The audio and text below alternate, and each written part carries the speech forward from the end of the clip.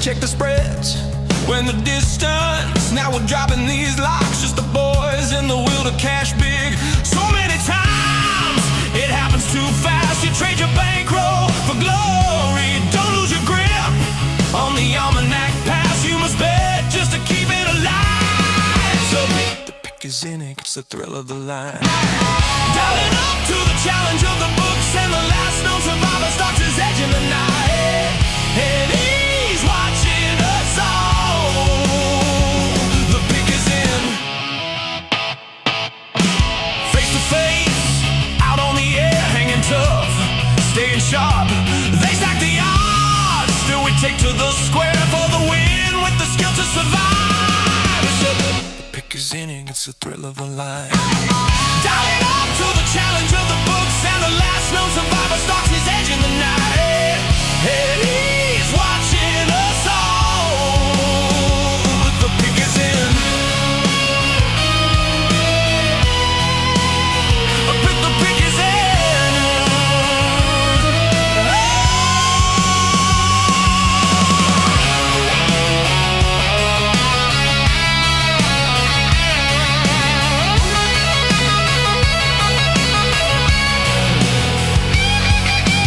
Rising up, straight to the top, had the guts, got the units, when the distance. Now we're not gonna stop, just the boys and the will to survive. It's pick is in, pick is in, pick is in, pick is in. The pick is in, it's the thrill of the line. Rising up to the challenge of our rival, and the fix might be in, but we're calling it right. Hayward's almanac, Jonah, Snoopy, the fight is the fix in. Is it all predetermined? Back to the future, future's looking certain. Tune in weekly for the picks and the laughs. Sports betting expert dropping knowledge on the path.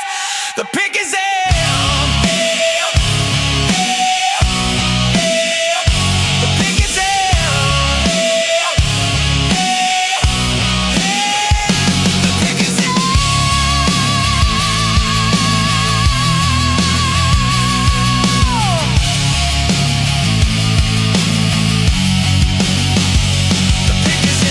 The pick is in. The pick is in. Hey, what's going on? All the great people across all the great land, as my co-host, my new, maybe upgraded co-host, says, my brother Snoop can't make it today, but I'll bring in Nick Wilcox is here with me to be my co-host tonight for the Pick Is In podcast. What up, Nick? What up, partner? How you doing? How you doing? Can't believe you used my tagline. I love it. Yeah. I was like, wait a minute. Did that just for you, brother. What up? So all the people watching the Gross, we got a good show lined up. We don't have Snoop here tonight, so he's on the injured list tonight. So we got the man Nick Wilcox joining me. So it's going to be a little bit different tonight. Bear with us with the productions, but we'll make it through. What up, Nick? Cheers, and how are you? Yes, sir. Cheers, man. Yeah. It's water tonight, though. So how are you, brother? How's your day? How's your week? Yeah, it's been great, man. Another day above ground, right? Which is always great. Another great day to be blessed and highly favored. So. Oh. Hey, I love the gear you're wearing, by the way. Show the people at home. I know you. I know you do. I know you do. You look good in orange and purple, brother. This is gray. Well, that's it.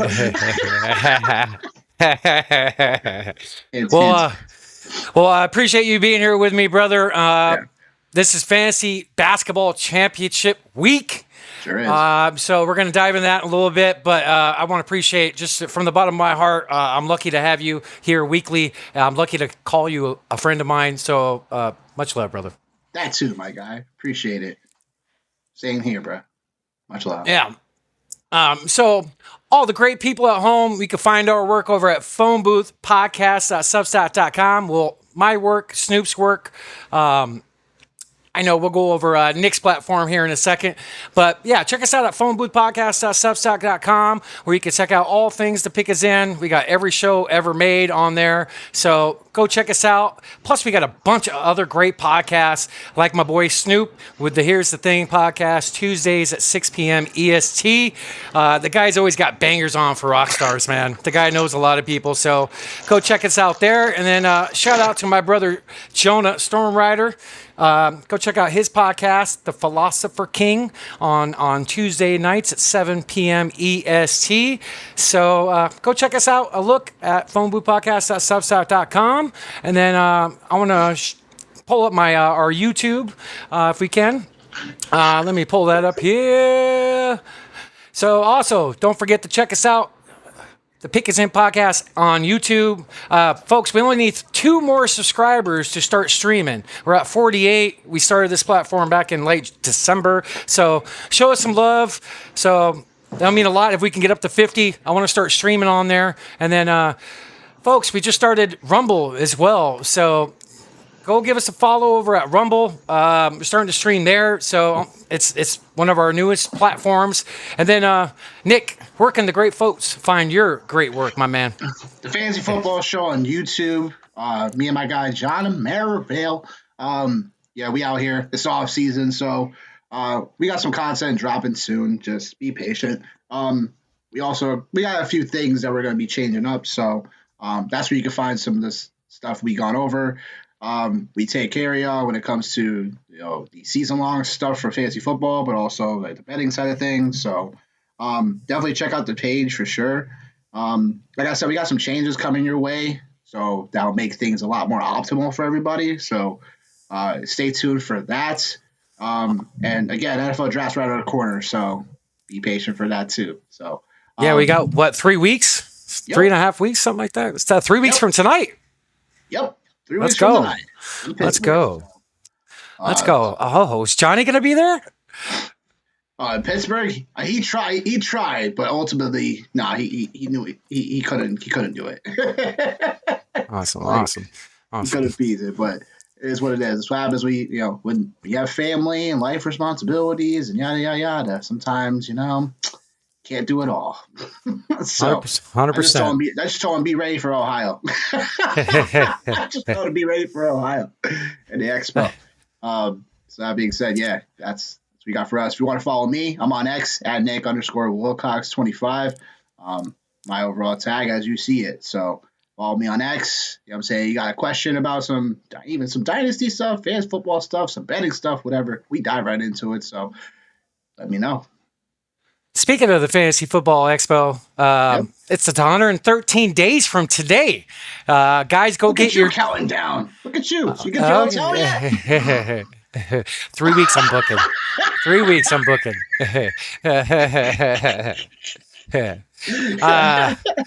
Got a little video I want to show real quick to all the folks at home. Bob will love this. Yeah, Bob Long. Shout out to Bob Long. Great man. Dude, just an awesome dude. So let's watch this.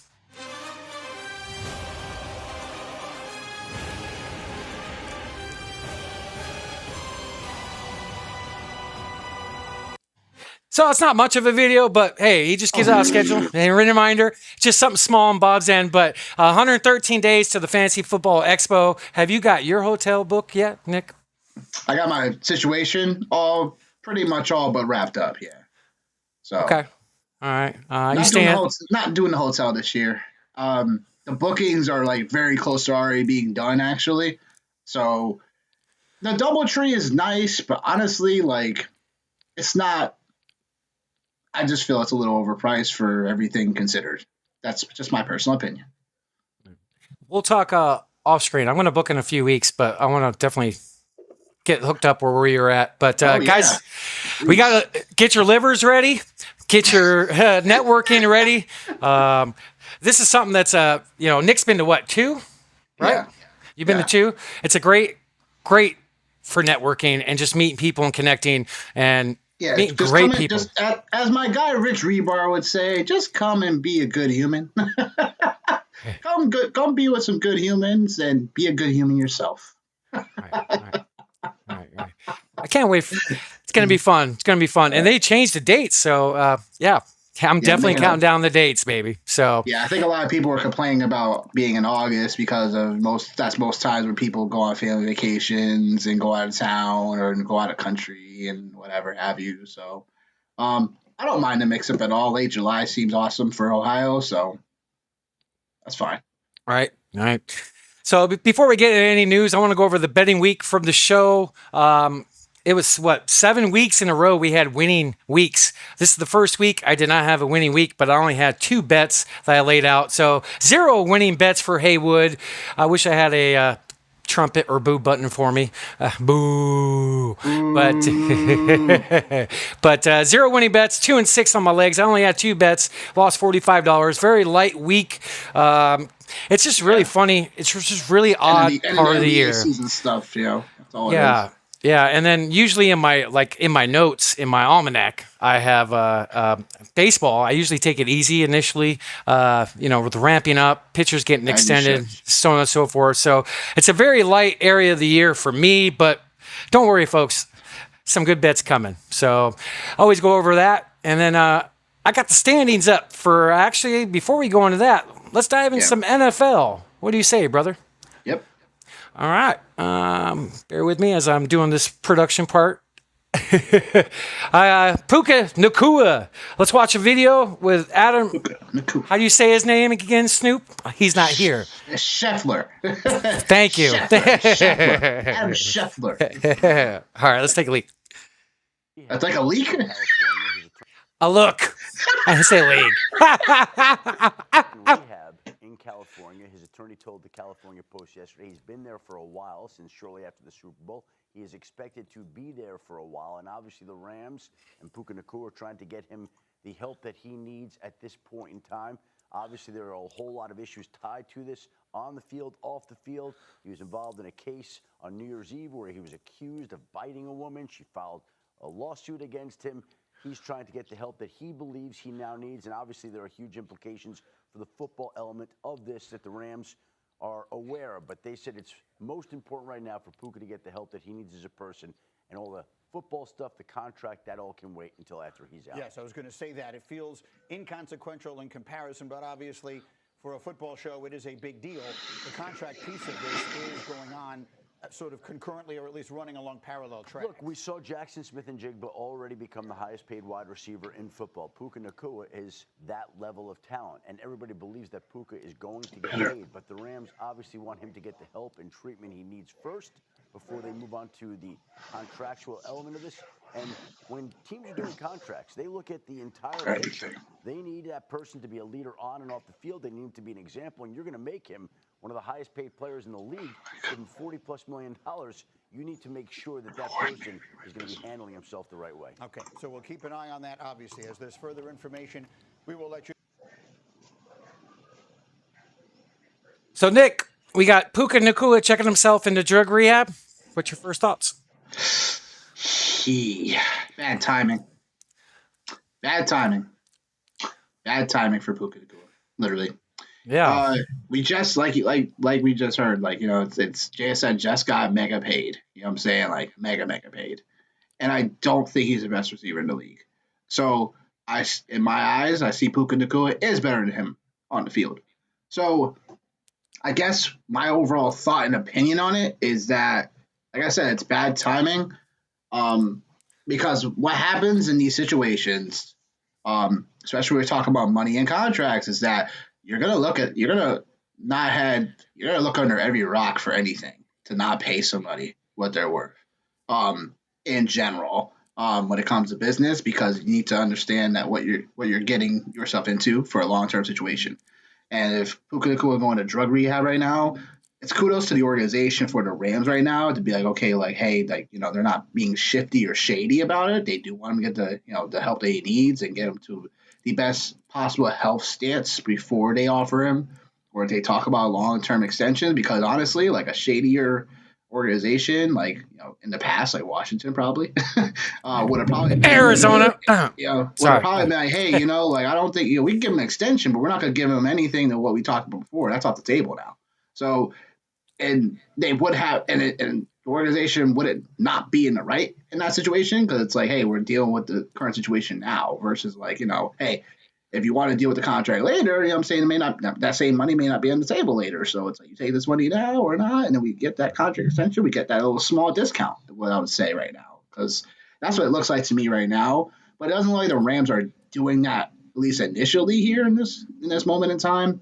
But it is a little concerning that like Puka Nacua had to check himself into a drug rehab and there's stuff going on with him in general. So I'm just hoping for the best for him in general, for health, and as a person first. And obviously athlete stuff like that comes later. But from a human being perspective, I hope that Puka does get the help that he needs in this situation. Being in California and LA, I'm sure you got a lot of things at your disposal. So A lot of temptation. How much longer is this contract? Is there 1 year left? is he still on a rookie? Yeah, he's still on his rookie deal. Okay. So he's still getting paid peanuts. But All right. if I were to give you the official number, like, yeah, he's on the he's gonna be entering the last year of his rookie deal. Yeah. Okay. So bad timing. Yeah. Bad timing, literally. So I agree with you with the organization being, upfront and foremost, like letting the public know what's going on. And apparently the guy's been in rehab before this news came out. Apparently he's been in. That's the more shocking part of it. Yeah. Like, So no one got wind of that. yeah. And I saw I don't have the video up, but I saw a video of him like 5 weeks ago. He looked like he was on something, the way he was acting. But first and foremost, as a drug addict myself who has years sober, I had to go to drug rehab when I was a kid. I had a major problem. So much kudos for Puka. Like literally, that's to just say you have a problem and go get help. That says a lot about his character. It actually does, So hopefully he gets better. He gets himself right and, get this done in the off season so he could blow it up this year and stay healthy. The guy's a beast, dude. You there, Nick? Yep, still here. Okay. So yeah, what this news came out 2 days ago, right? Yes. It was like 2 days ago. No, Okay. yesterday, technically. Yesterday. Okay. So good for him for trying to get help. Totally getting some help. And as a human being, that comes first. Mental health is everything. So It sure is. So on to the next NFL piece of information that we got for news. If I could pull it up here. All right. Sweet. So the NFL schedule, as far as starting off the season, has been released with our first, 2 games that's been announced. So the 49ers, let me pull up this next one. I got the wrong one up here. My bad, Mike. Come on, Mike. Come on. I'm having some technical issues over here. Uh-oh. All right. Well, I got the wrong post. But anyway, Thursday, they're going to open up Wednesday. That's new. That's crazy, yo. That's really random. So the That's NFL's really going to... And the NFL's going to open up Wednesday, and we're going to have a game Thursday in a third world country in Australia. This is really odd. Have we ever had Wednesday ball ever? Yes. I think COVID. No. Well, I have to go back to COVID. I was thinking about the how we had a makeup game from Monday Night Football many moons ago. That's right. I know Minnesota was involved. I just forgot the other team. They couldn't play because of the weather conditions. And I think it was like for playoff implications or whatever have you. I'll do my own research on that again. But we did have a Wednesday game. You know what I'm saying? Like many months ago. Which is just nuts to think about. We're going to watch the first game of the NFL season on a Wednesday. That's odd. That's very odd. A Wednesday? Yeah. It's very odd. It's usually Thursday, you know what I'm saying? Like, you could have probably pushed for a Friday, but that's 9/11. So, yeah, like, Wednesday's very interesting and weird. And, yeah, Australia, like, between division opponents, it's like, it just seems a bit interesting. That's all it is. But, yeah, so... Hey. Had the right post up there. That's just weird. Melbourne, Australia. So, I mean, we're going to have football, Wednesday, Thursday, Sunday, and Monday of that stretch. So week 1 can't get here sooner, brother. We got the draft coming up, so we got to knock that out. But just a crazy way to open up the schedule. Very crazy. Is it Is it about the money for the NFL? Is that why they're doing this? Yeah, It has to be. Yes, that's all. 100%. Only 100%. reason. I'm sure we have good fan bases in other countries for the NFL, but it's also like, you know, it's just because you got, I think when we had NFL Europe many moons ago, we overall had that, which was like kind of cool, but that's how I feel like it should kind of expand out again. But the fact that I don't mind it, I guess, if it's like, I guess you have to keep it equal, right? Because you gotta, as many teams as possible, whatever, they gotta go to these other places and play and stuff like that. Like, I'm not putting that down. It's just more about like because this is a divisional game, so it's like this could be, have some implications on both of these teams just to start out the year. You know what I'm saying? So that's my whole thing. Like, with it, I don't mind you. It's just why you gotta host the first game in another country. I don't know. Right. So, folks, one thing that not having Snoop here is I can't pull up some of the stuff like the comments and stuff like that. We have a comment by Pooh True Patriot, a good buddy of mine, just saying he couldn't agree with us more about Puka. Everything else falls into place. It's God's plan, So, good for yeah. So that's crazy. It's just crazy how I'm going to have to not work that night. I'm going to have to get it off to watch the game. I'm not. I'll watch it on my phone. I don't care. That's just going to be crazy. So, another piece of news I want to go over is coming out from the man, Adam Schefter, as Snoop would say. NFL owners have approved a rule change allowing the league to step in and assist on potential disqualifications, whether for flagrant football acts or non-football acts, and initiate a flag if there wasn't one thrown. Situations like the DK Metcalf incident last year, where there was no flag meant no ejection. So now it can be addressed in real time. Thoughts, Nick? I mean, I don't mind it because you want to get it right. It's just one of those things where it's like, I don't know where I stand yet on the officiating across sports when it comes to, like how much of assistance should we get per that overall thing. Because if a ref misses it, sometimes that's how I feel. You know what I'm saying? Like, right. That's just going to happen naturally.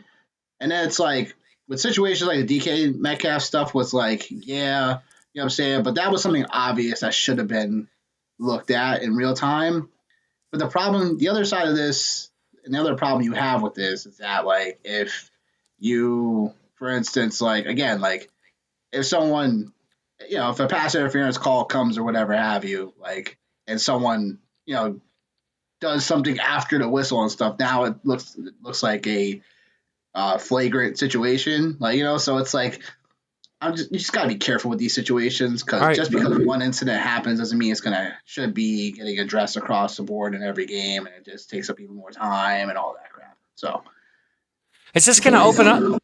This could have an extra hour because of the extra time you're taking. Right. With all this, correct. Does it open the bag for other things? Like, hey, this guy didn't get called for a personal foul, or, he tripped a guy or punched a guy. And then, can we see like backlash of it? Like if ref didn't call it, the league calls in and does that. We could see some of that.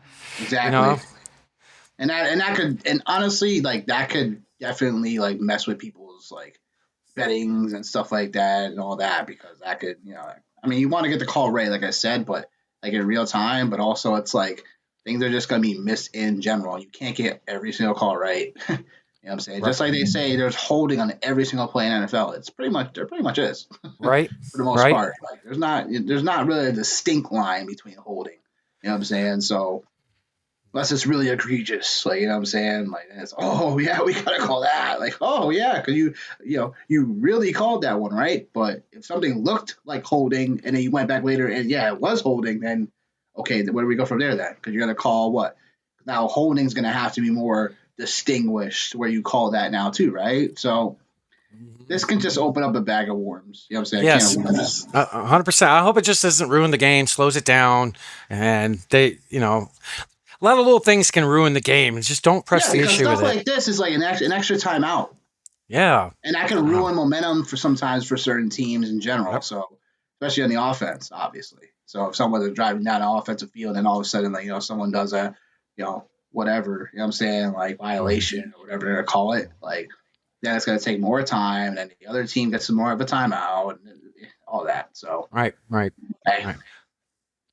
So, in other news, I got something pulled up here. The Jaguars' proposal to play their home games in 2027 in Orlando, Florida, during the final year of the $1.4 billion renovation of Everbank Stadium was unanimously approved by the NFL owners at the league annual meetings.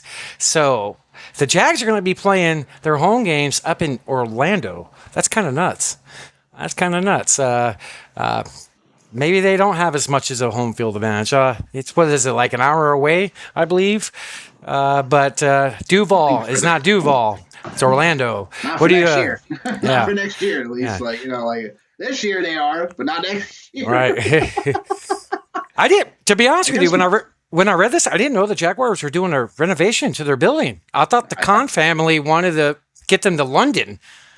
Like, Yeah, you know, I heard that too. So that Right? was a little surprising. You're right. Yeah. Yeah, it's a Yeah. 2-hour drive from Jacksonville to Orlando. Two. Yeah, Okay. so it's 2.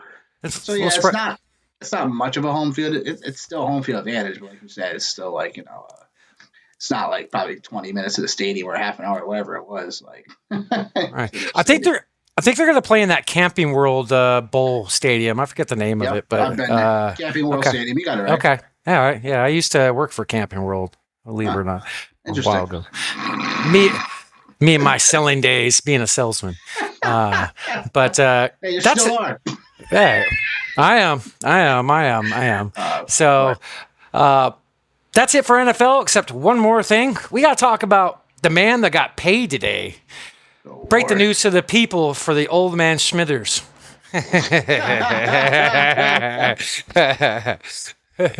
It's crazy, man. Kirk Cousins got paid today, didn't he? He sure did, man. The ramifications of his contract, like, I guess, like, again, it's basically people are calling it a 1-year, $20 million deal because they get, the team option for the next couple of years they have. But initially it was reported that that the contract was worth, 5-year, 172, I think. All right. I got it right here. 5-year, 172, yeah. Here we go. So, but the team option has it. There you go. Yep. So 5-year, $172 million deal with the Raiders. The reality is it's a 1-year, fully guaranteed $20 million deal that contains a club option for 2 years at $80 million. Falcons will pay Cousins $8.7 million this season. The Raiders another $1.3 in Vegas. Also agreed to pay its new QB a fully guaranteed $10 million roster bonus on the third day of the 2027 new league year. Wow. So yeah. Wow. I was this ain't like huge news to me. No.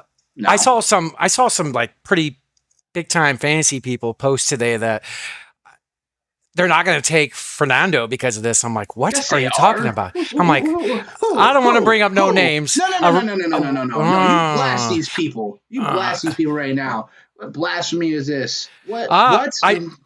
Okay, so I just pulled up that guy's Twitter account, and that post is no longer there. Oh yeah. It better So, not be. but this Crazy, this does not hold back drafting Fernando. man. Just some That's clicks, all it is. right? And it was a pretty reputable name. If the post was still up, I would take your advice and blast it. But We can probably find it. We just gotta take some extra time to look at it. Right. But it's that time of the year. It's after free agency. We got the draft coming up. There's not going to be that much news, but I thought the Raiders killed it this offseason, to be honest with you. They got the best center in football. Ashton Genty moving up our ranks. They're going to get a great quarterback who's got high IQ. They got pieces there. Crosby staying there, right? They got a good coach. What's your thoughts on the Raiders going forward? It's still a little too. I gotta wait till after the draft. That's why I really assess more of the teams and rosters and everything. I thought the Raiders did fine just throwing their money at different guys. So it remains to be seen if how the Raiders are going to look in general. Like, they look okay on paper. Like, they spent a amount of money, but we'll see what happens. I mean, Fernando obviously going to get drafted by these guys. So The question now it will be the question will be because that was when I was talking to a guy of mine when we talk about the draft. It's like Fernando is the best quarterback, but will he even play this upcoming season? Now, Yeah. especially now with this news now with Kirk Cousins. It was a question before this news came out, but now that Kirk Cousins is signed this deal, whatever, it's like all right, like what do we do here now? Because You really think he'll start the season not starting? Who? Fernando? Yeah. I don't think he'll start this. I don't think he'll start the season starting now, Interesting. especially Okay. now with this. Because look, I think you want to protect your longer term investment. I know you pumped a lot of money into getting some pieces in now, but that doesn't mean you have to start Fernando game 1, week 1. In my opinion, you gotta see what Kirk Cousins has left. If he has anything left, you gotta at least tread those tires. In my opinion. From a veteran, from an NFL, head coaching perspective, all that going on, like I think you gotta at least see what you got, because if you don't, if you don't find out what you got, then look, the next, the team options next 2 years at $80 million, so it's like you're giving the guy $20 million now, basically a 1-year prove it deal almost right now. If he has any juice left, I'm saying you could, exercise your club option at least for the next year. And then that's where Cousins could be a backup study and stuff like that, whatever. Very expensive, backup study, but, it is what it is. Yeah. Yeah. And this pretty much is just a 1-year deal when you look at the language. Don't look at the big dollar, just like we're talking about. But when I first saw the number, I was like, what? Hold on. I'm like, what? I was like, wait, what? What kind of negotiations they got going on here? Yeah. Is the old Al Davis alive and making these decisions? My gosh. Probably. Yeah. In the grave. Yeah, right. Oh, damn. Look who's here. Uh-oh. You mind coming up? Oh. There he is. Snoop Von Poop. What up, brother? Off the IR, I see.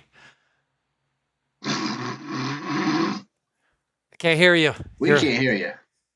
Can't hear you. Audio. Said I'm fresh out. Still got the bracelet. Oh, man. Jeez. Oh, Lord. Put us full screen, Snoop. Show all the beautiful people your beautiful face. What up, brother? Cheers. Buddy. I don't know. I'm sure if you're allowed to drink coming from where you're coming from. Oh. You need some water. He's ready. He's ready. Hey. I got water. I got plenty of water. Not the saline, right? What up, brother? Glad to have you here. Glad to be here. Man. Your son's got to pick it up, man. Especially Grayson Allen. Sorry. Yeah. He does. Gee Louise, yo. So for all the Never people at trust a home, Phoenix Suns. sometimes you can't. Sometimes you Never can't. trust a Phoenix Suns. Snoop was just applying for the shooting guard backup position for the Suns, so that's why he was late. And then I hurt my toe and had to go to the damn doctor. And Jeez, yo. Yeah. You get turf toe in basketball? Oh man, don't say that because I thought that happened to me a couple weeks ago. So, jeez. I stepped on my toe. I'm like, yo, man. Jeez, big old feet, man.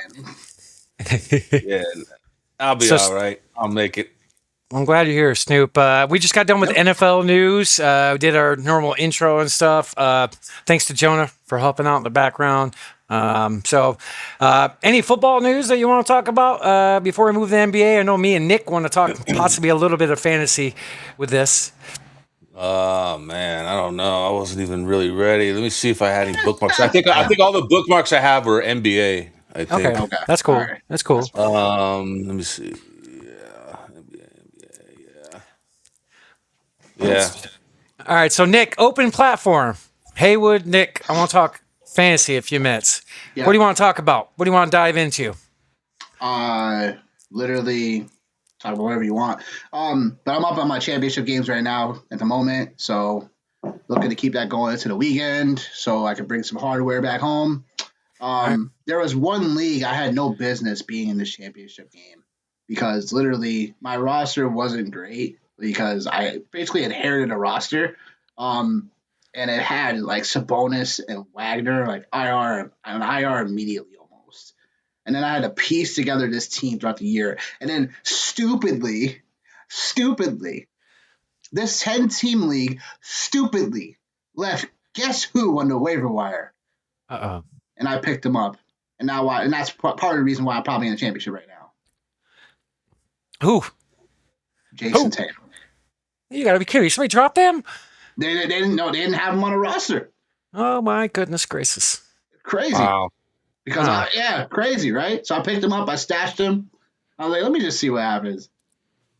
Long before, last couple weeks, just in time for me to make these postseason. I told him, I was like, don't let me make the postseason. Don't let me make the postseason with this trash roster. Don't let me make the postseason. And now I'm in the championship game looking at win it all, baby. So all the people at home, it's NBA Fantasy Championship Week. Sure Nick is. Wilcox, he's the man when it comes to fantasy. He drops weekly articles over at Fantrax every Monday. So this is his last article of the season. Let's make it special. He's looking to bring, 2 championships home? Right? 2 out of 3? 2 or 3? 2 times. 2 times. Should have been 3. Hey, Snoop, But Utah, give me 2. That's right. That's just how it goes. It's half luck sometimes, brother. It really is. I've been saying it for years. It's probably a little bit more luck than it is skill nowadays because of just how crazy things are going. It's even more so in silly season. Even more so. No, but you gotta understand. So how I navigate silly season is literally DFS. You gotta pay attention. Yes, DFS definitely helps. That definitely helps you at least stay on tabs about certain players that are just gonna get the minutes. It's no different than the regular season, in my opinion, at times, because the only difference is that there's gonna be players you probably never heard of, and they're gonna get a bunch of minutes. So if you didn't do your research or homework on some of these players, that you wouldn't really know who these guys are technically are. And then, again, sometimes these guys come out and just, bust on you overall. No homo. And and they could just come out and not have a great performance. And, that just happens. But overall, if you haven't done your background, your research on what a certain player may be able to bring to the table, then you're doing yourself a disservice because this is just part of the year. You got to know and identify these teams and players. For instance, Utah has just been one of the biggest teams that they've started their drop off several weeks in advance than what they normally would probably do. So the guys that I talked about earlier, even last week with Kenny Chandler, what I'm saying, who was getting some minutes. They got Maurice Harkless is I think his brother or whatever, who also plays for Utah. It's gotta understand some of these players that are in these situations, that are tanking, and also you gotta look at some of these players that, because of injury, they're getting these opportunities. So you just have to identify these players, and it helps to be in a daily league, especially. I don't do the weekly or roto leagues or whatever for fantasy basketball. That makes no sense to me because I like to keep things on a daily basis recurring. I play in one league where we don't even have an acquisition limit, meaning Whoa, that I would love that. You can fill your whole roster up. I would love that. You can fill your whole roster up in a day off the waiver wire, and then you can still do that throughout the whole week of the matchup, which I love doing because it just makes sense. Because if you're not paying attention, then why should someone get rewarded for having a better playered roster, so to speak, if they aren't grinding on the waiver wire? So that's just what it is. In one of my leagues, my other league we still have a lot of acquisitions we can make. So, but we only start 6 guys. So it's that becomes even more narrower too, because you could have a studded lineup, whatever, but you can't even play everybody at certain positions. So that's tough. That's tough. Holy crap! Is that common in fantasy? Is 6-man? No, that's very small. Not for fantasy basketball. Yeah, No. wow. I was gonna say that's crazy. No. So it's all about what you're looking at in terms of what your settings are. It's like fantasy football, whatever. You look at your settings, finding out what's going on, look at the waiver wire and see what you could grab on a daily up to weekly basis at times, and just pay attention to the minutes of volume players are getting, and then the situations. If you're in a category league, that would be a little different than a points league, of course. You know what I'm saying? I've geared more now towards points leagues these days because categories are it's just lame when 3 of the categories, when people play at least 8 or 9. I like playing 8 versus 9. I don't like playing leagues with turnovers. Turnovers and percentages for me just feel icky. You know what I'm saying? It's I don't mind playing those, but it's really random unless you the only way you really win those categories, especially free throw percentage on a weekly basis, is that you already have your stabilized roster like that already do that or it gets it a couple of regular bases. So for instance, like Steph Curry will obviously be one of those guys. And, so he'll be, him, 3-pointer, stuff like that, whatever. But again, like the reason why I don't like doing category anymore is because there's just certain things you have to piece together on a weekly basis. For instance, blocks. Like steals are a little bit more easier to kind of do on a regular basis, but blocks, because there are only so many blocks you can do, only guys that can do so many blocks in the league. It's like it becomes a cornerstone. Like, okay, I'm gonna hoard these guys because they're great at blocking. Like, I'm just gonna do that because that's just easy for me to do. I'm a corner in the market. I don't mind people doing that. It just feels icky. You know what I'm saying? With the percentages and the turnovers for me, so let me just do points league because that just makes too much sense, and that's where the whole fantasy basketball landscape is currently anyway. When you're looking to make some money anyway, DFS.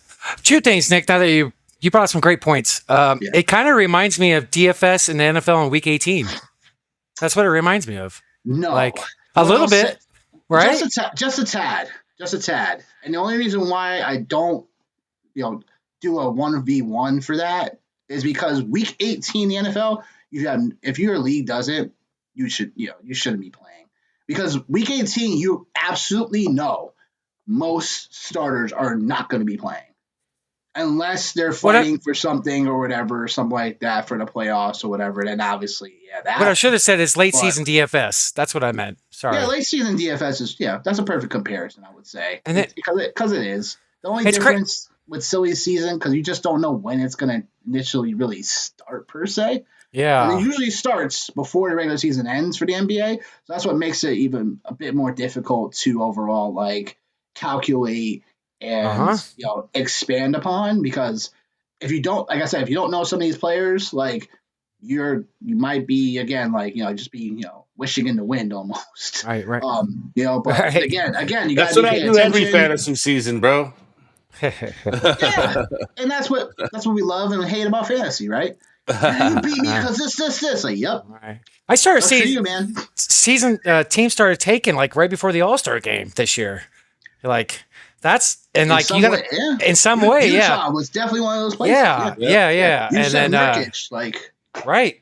We all lost money. Yeah, we all lost money in that game. Heck, man. Laurie Markkinen just hiding his injuries. It's dude, what the fuck? Right. So it's crazy that NBA fantasy, you have to pay attention to 10-day contract players on teams that are tanking. That's nuts, dude. That's like being a junkie, a nerd about it. Gotta love it. That's what we love about it too. Though. People love being all nerd shit, bro.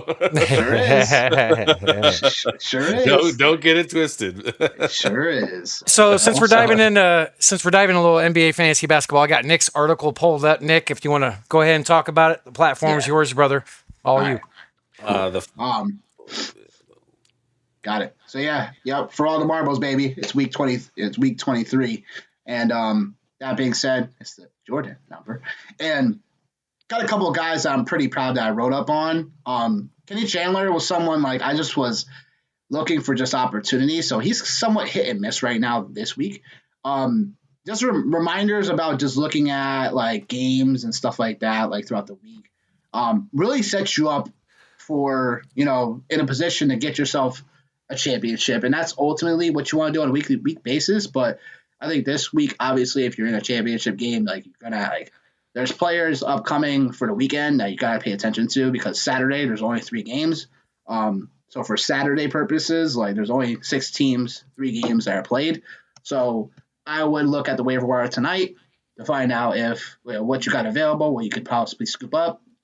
But Kenny Chandler is someone I think he's still someone that's viable. Isaiah Collier, he still hasn't played at all. Since I wrote this up and this was Monday, so he's someone that he may not give you the highest ceiling or whatever, but he should give you a decent floor. So for Chandler, especially again with Utah, literally they're just doing whatever now. They're just doing whatever. So 32 minutes yesterday, and 40 minutes on what was that? Monday, I think. Was it Monday? I think it was Monday. Monday. Yeah, Monday. So Chandler was someone he's been pretty modest for you. 16 last game, then 12 points the other game, with at least 5 assists in both of those games.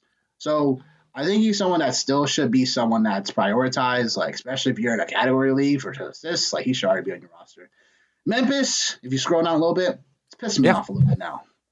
Memphis, they're just doing literally whatever to their roster overall lineups, and it's like not consistent at all. When I wrote this, I thought, Rupert was probably the guy because I see him play in Portland before. Tyler Burton, I don't have too much like knowledge about him, but he was solid when he got the minutes. So I put them both here. Burton ended up doing pretty okay, and Rupert didn't play Monday. So this is something that just, again, you just got to be paying attention to how everything goes. And then now Burton's contract is now done with Memphis. So it's you just again, you got to keep paying attention, and these things just keep on coming up. So, but to the proud dad moments of this article. So scroll down a little bit. The Raptors guards, man. Jamal Shed has been someone I watched while he was in college. So he was someone I was definitely familiar with coming into the year. His season had looked pretty okay. When he got in the minutes, though, like he really was a nice like guard that can get, set people up assist-wise. So if you were someone that was be able to capitalize on that pretty much throughout the season here and there, along with some steals, like, Jamal Shed was someone that was like I was definitely highly impressed for. And quickly he's now out. I think Ingram's going to miss another game tomorrow. Like, so I hope if Jamal Shed's still on your waiver wire, get him now. Jacoby Quickly going to be out a while? Sorry. Quickly going to be out a while? He probably will be out the rest of the week. He's probably going to be out the rest of the week, in my opinion. So, thankfully, I wrote these guys both early. Ingram was a late scratch the other day, and I think he'll be out tomorrow now, too. No, he'll be available Friday. Excuse me. So, but either way, I like both of these guys anyway. So, if you were like trying to get an end of the bench guy, like trying to get some production, made sense. Jamal Shed, literally, like he's had at least the last 4 games for Shed, he's had at least 6 assists or more. So, nice. Again, like he's one of those guys that sometimes assists are hard to come off the waiver wire, especially if you're in a category league. So, so I scratched that. He's had at least 7 assists in the last 4 games. So, yeah, Jamal Shed for me has been someone I've been pretty impressed with. He gets some steals, he can score here and there. But yeah, he was someone, and again, another guy, Kobe Brown, who I mentioned a couple weeks ago. We've seen him before he arrived to the Pacers, play on the Clippers, and didn't necessarily get the treatment I feel he deserved.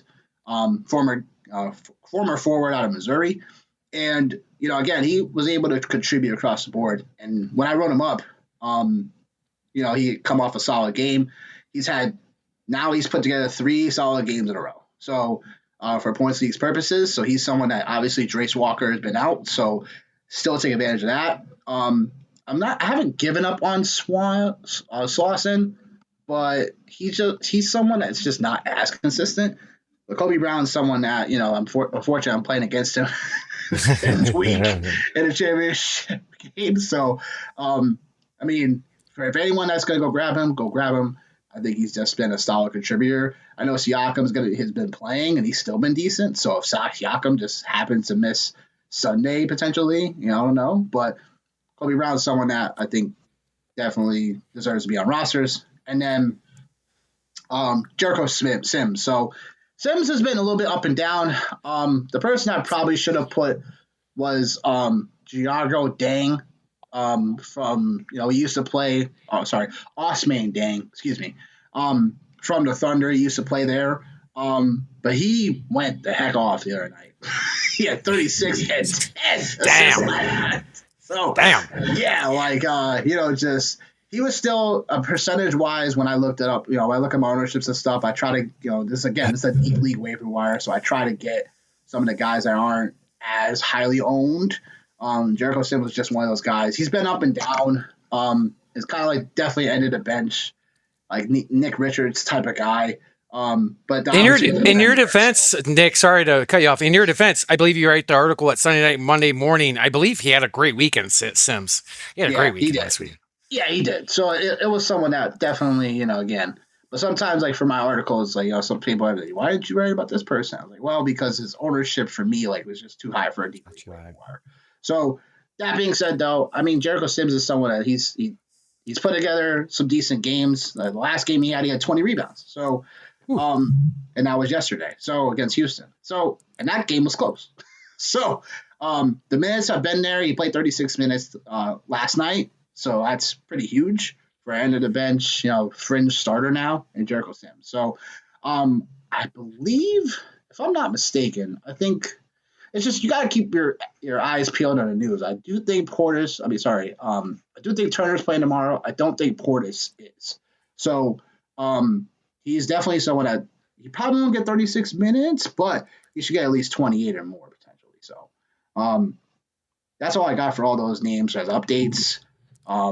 I think that if we're looking ahead, just pay attention to Memphis. Like they're a pain in the neck. But pay attention to those guys, pay attention to Warriors guys. And then lastly, Washington, the only team that has a weekend back-to-back. So that's something very crucial because they play on Saturday. So they play they play Saturday and Sunday. So they don't play tonight, they don't play tomorrow. So if you hold on to those Washington players for the weekend, as long as Washington, because they are just, of course, the team that, makes or breaks some people's squads for championship week. As long as you can hold on to those guys, whether it be because I've been able to hold on to Vucevic, who I've talked about a couple of times throughout my articles throughout the year.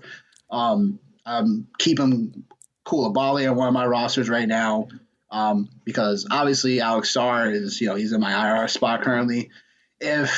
If Gill is still out there, I'll grab him. I think Carrington I saw either got dropped in one of my leagues, so I would say I'll grab him. So anybody in Washington at the moment feels like as long as their lineups concur with what you're seeing, I wouldn't mind getting there and trying to hold down a roster spot for them. So just pay attention to those teams, Memphis, especially Golden State too, because Curry is not gonna. He said he may play Sunday, but I'm not seeing it. They're already in the play-in. They don't have much to play up for anyway.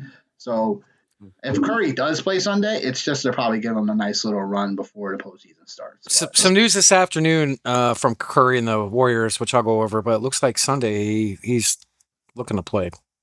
Yeah, I figured so. So, yeah, it is what it is.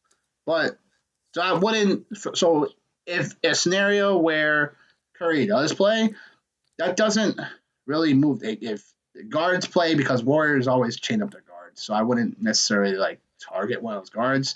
But if Santos is still out there, I think Post is out tonight. But he was someone that I was like, okay, you could still go out and grab as a forward for that team because they're always needing big guys. But I would say that's where I pretty much end with that. But yeah, just it's always the game of just paying attention to the waiver wire. So wish me luck on my championships. Hopefully I'll hold out to the leads that I need to and bring home the champion gold, baby. Let's go. Need some hardware, damn it. Bring home Let's that go. hardware. Literally. So folks at home, you're spoiled. Nick Wilcox giving you the information you need to bring home some hardware.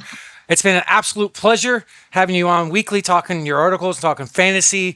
Thank you so very much. It's been an honor, and keep it up, man. You got great work inside that head, and you dish it out to everybody. Let's go. He gets an applause, Snoop. Nick Wilcox.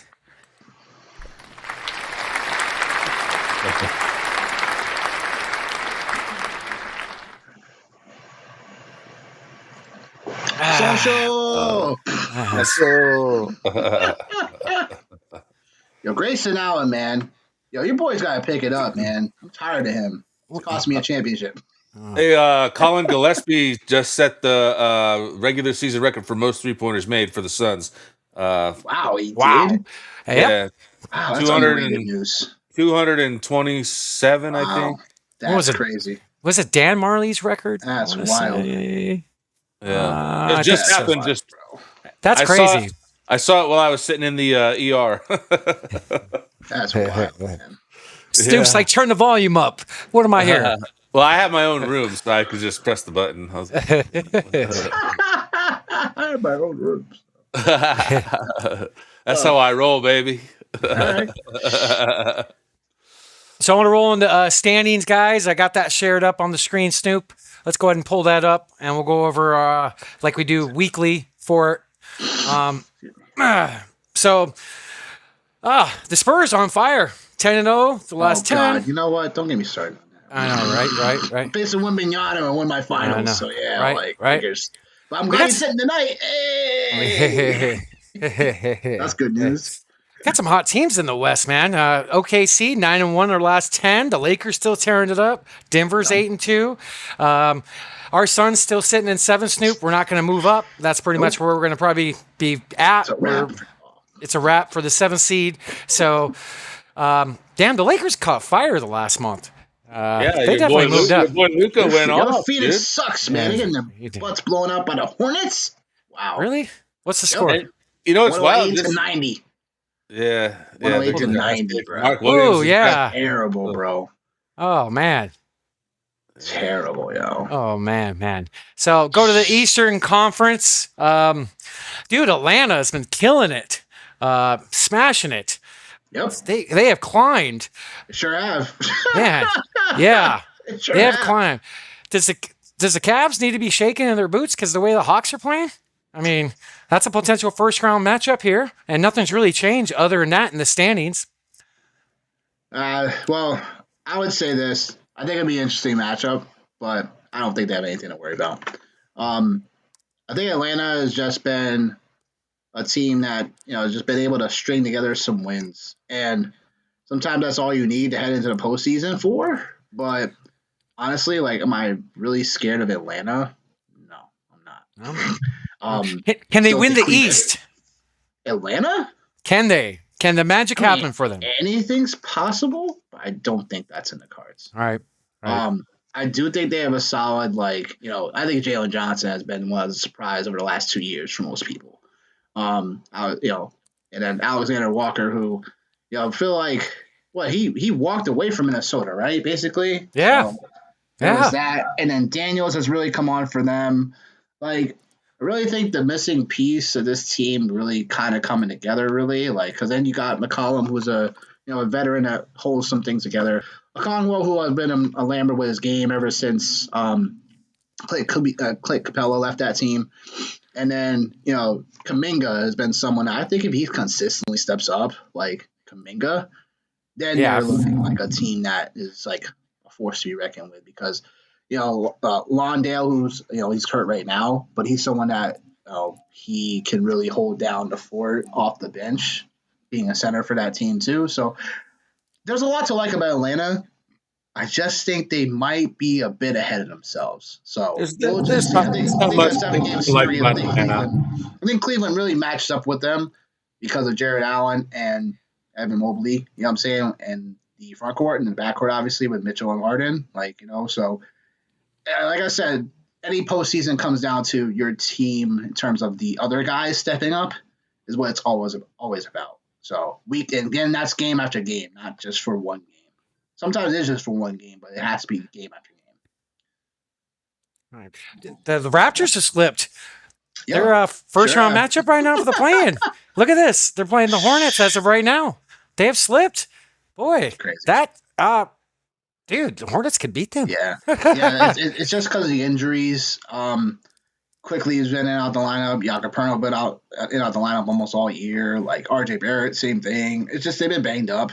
So it's kind of well deserved that they're in this spot. You know what I'm saying? So because again, Philly right now is not even in the they're not currently in the play-in right now. So they have the tiebreaker over them currently.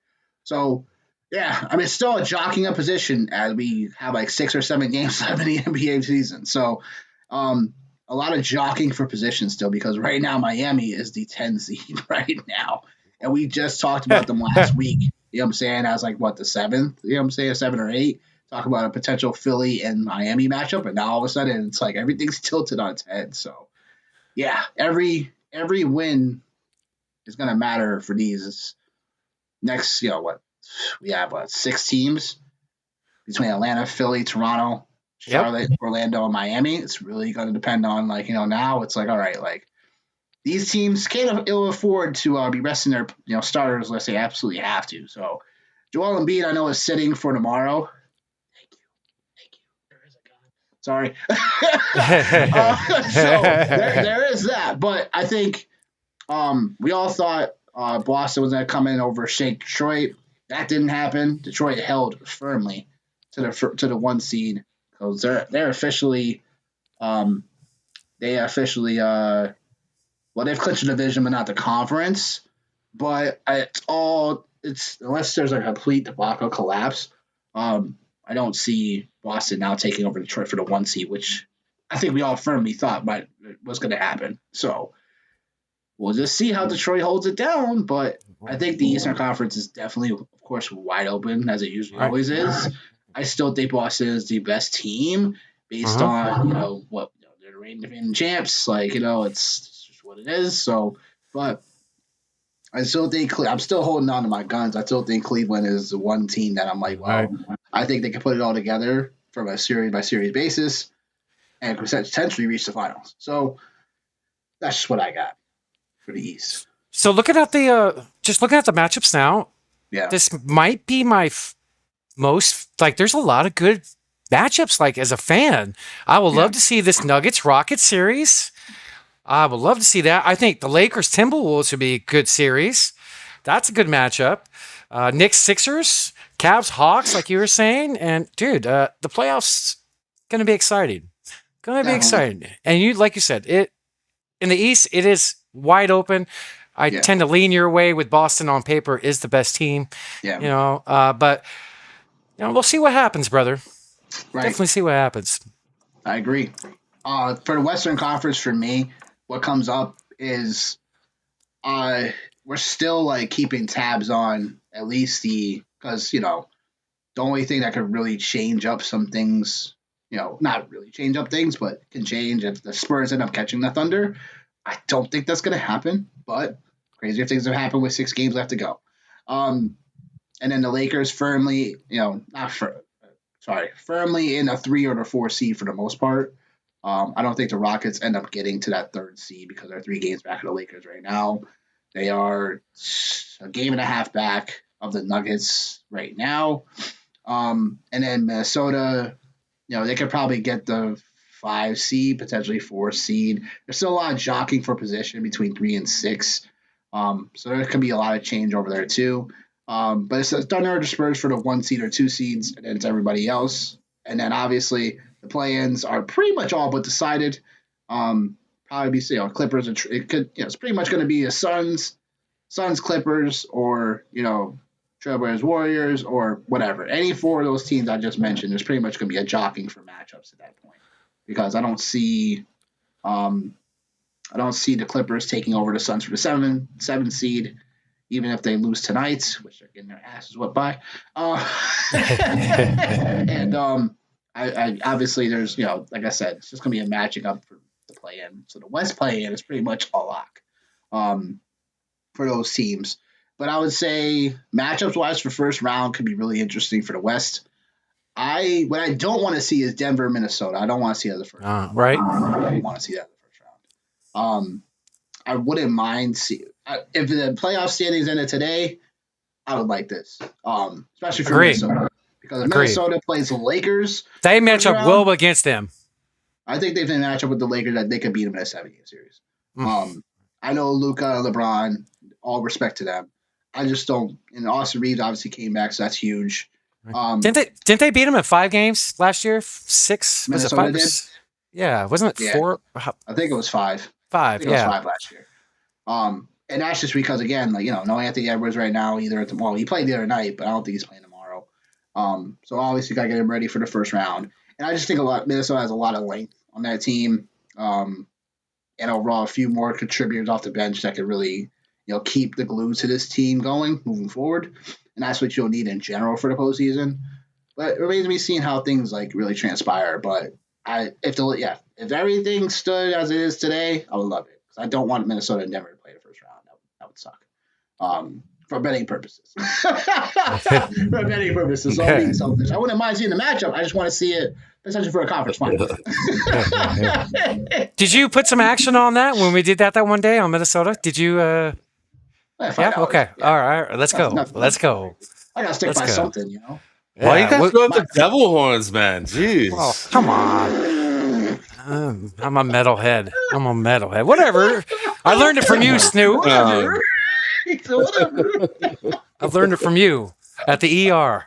Oh, okay.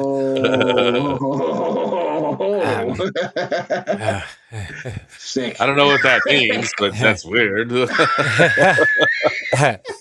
I met you at the ER. No. So it looks like the Heat is going to the ER. They need to stop slipping, Snoop. What's going on, brother? Come on. Come on. He checking. I blame Pat Riley. I blame Pat Riley.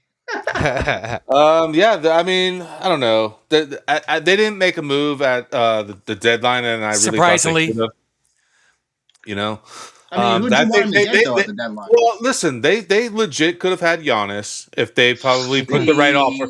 If they put the right offer on the table, they could have had Giannis. Be Yeah, you're honest. right. No, yeah, no, I agree. He's with that. right. He's right. I agree with that. I don't know if I So- want to give up. so- I don't want to give up what would the Rare deal and would have Hero. been? What the deal would have been? Who? What? Hero I- and where? Hero, I'll be picks, honest. like Where and Hero? Andres and Davion Mitchell.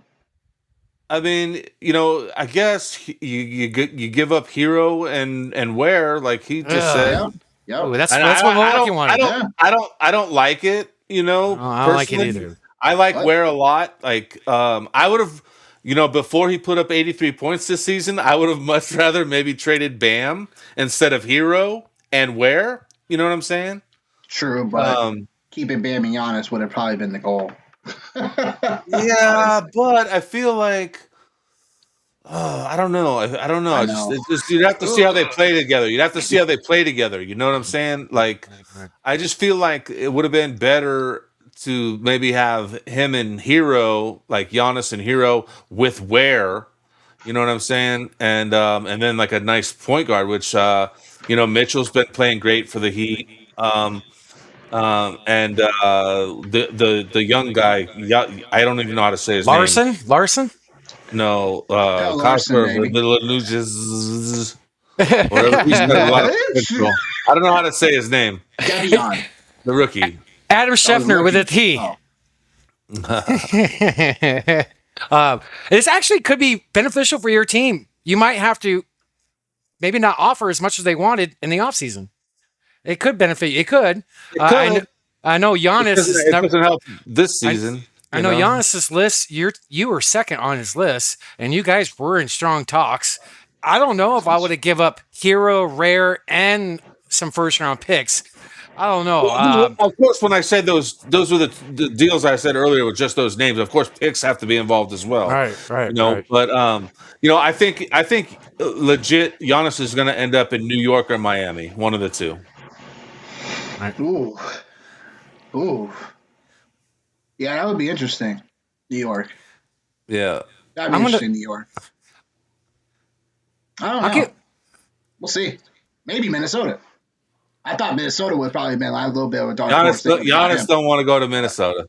Guess where he was doesn't. looking at houses last week? Thank you. I'm going to see if it snows. I'm going to see if it snows in Greece. Guess where he was. Yes, he was looking at homes last week with a In LA? certain good friend of his in Portland. What's Portland? He's friends. He's Small best friends with market to Dame. Another small market, though? He was looking at homes last week. He didn't buy a home. He was looking at homes. I have interesting news that I was going to share later, but let me bring it up right now because Portland just sold. Did you guys know that the Portland team just sold? I did. No, I didn't know. Here, I have it right here. Let me pull it up That's real news to me. quick. But I don't. Trailblazers got sold that fast? Yeah. So that's interesting because if he goes there, and like him and Dame, I think wanted to play together. Yeah, they're really close, and it doesn't make sense off the top of the head. Like Nick's reaction, that was my reaction. Like I didn't freaking like what, but he loves small markets. He does, like he does. Giannis does, and him and Dame are really close, and they have tons of pieces to get him. They have tons of pieces. If I was Milwaukee, I would pick apart that roster if that was in the cards. Because they do have players, young players, and they have a lot of picks. So yeah, here's the NBA communications. NBA Board of Governors approved sale of the Portland Trailblazers to an investment group led Sounded by a couple of days Tom ago. Dundon. Yep, Yeah. it did. Wow. You said Interesting. Dundon or redundant? Haywood's English class. Haywood teaches English. Oh boy! With our boy Wentz, Snoop. Look out!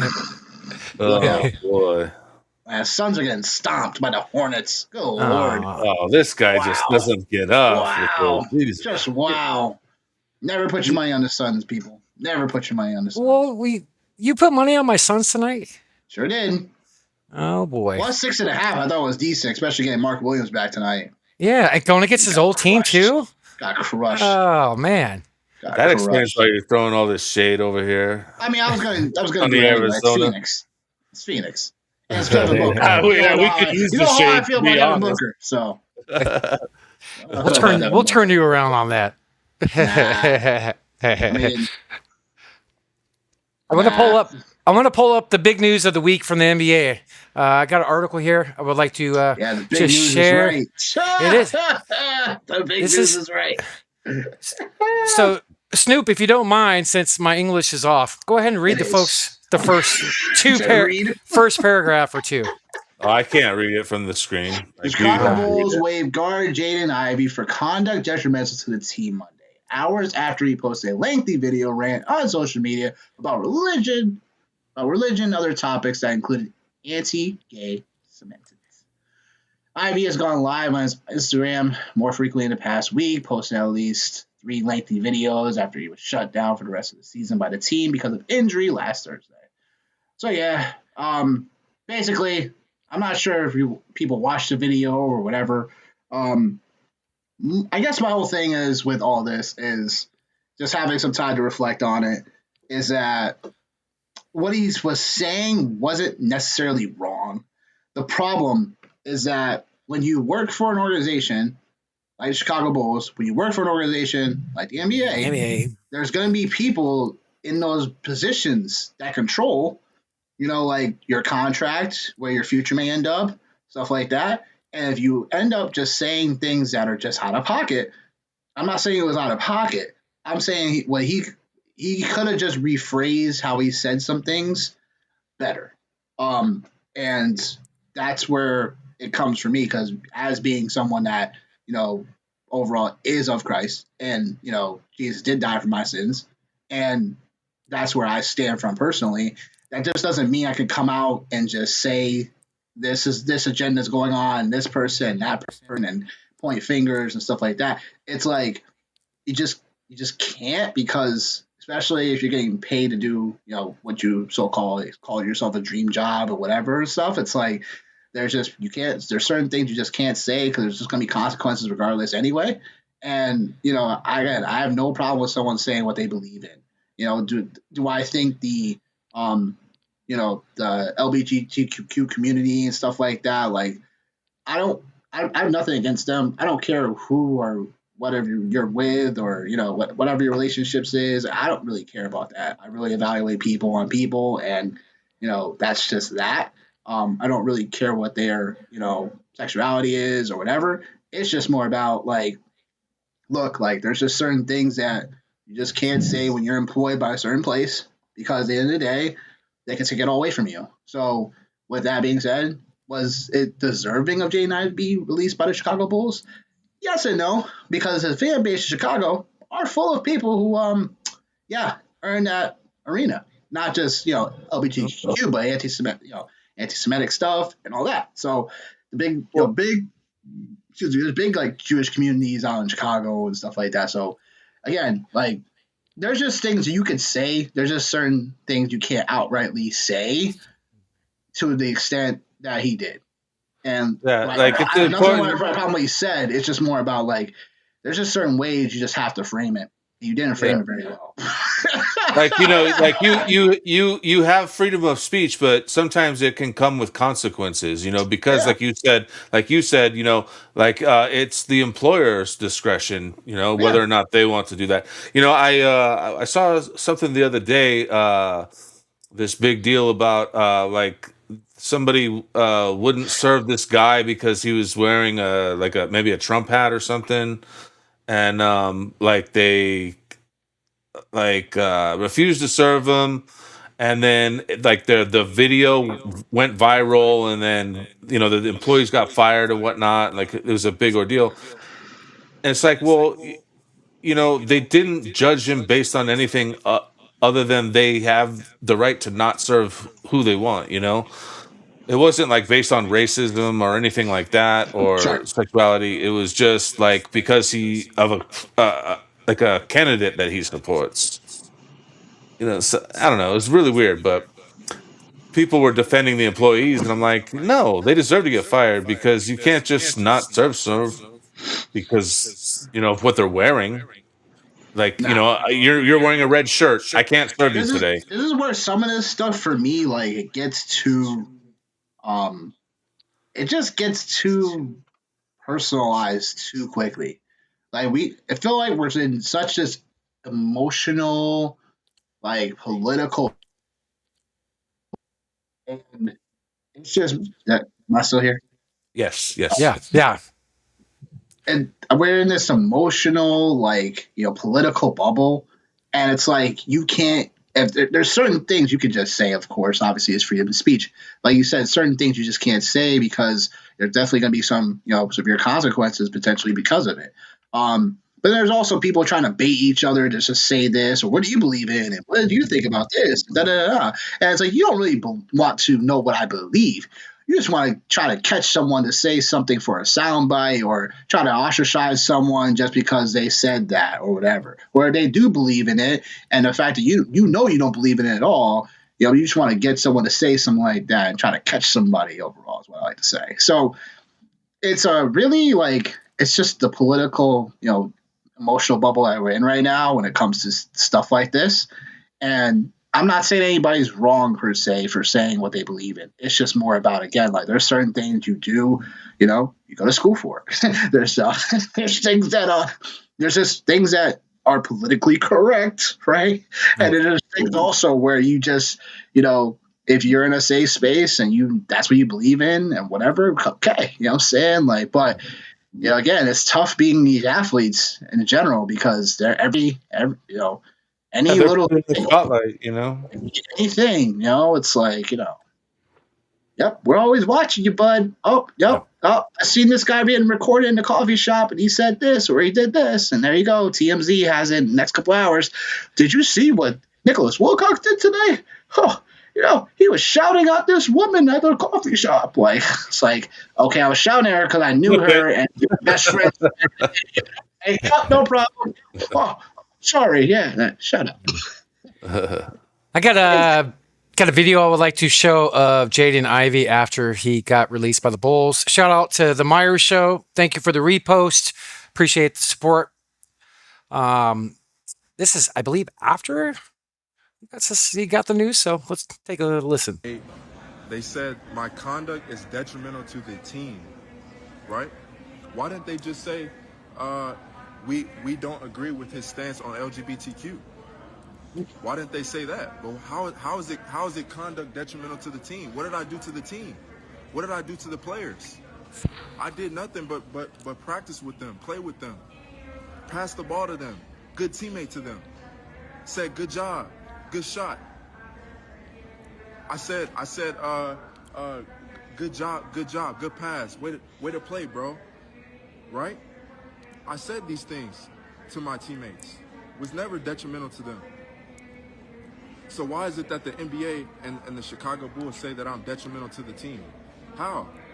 Because I believe in the truth. Because I know Jesus is the way, the truth, and the life.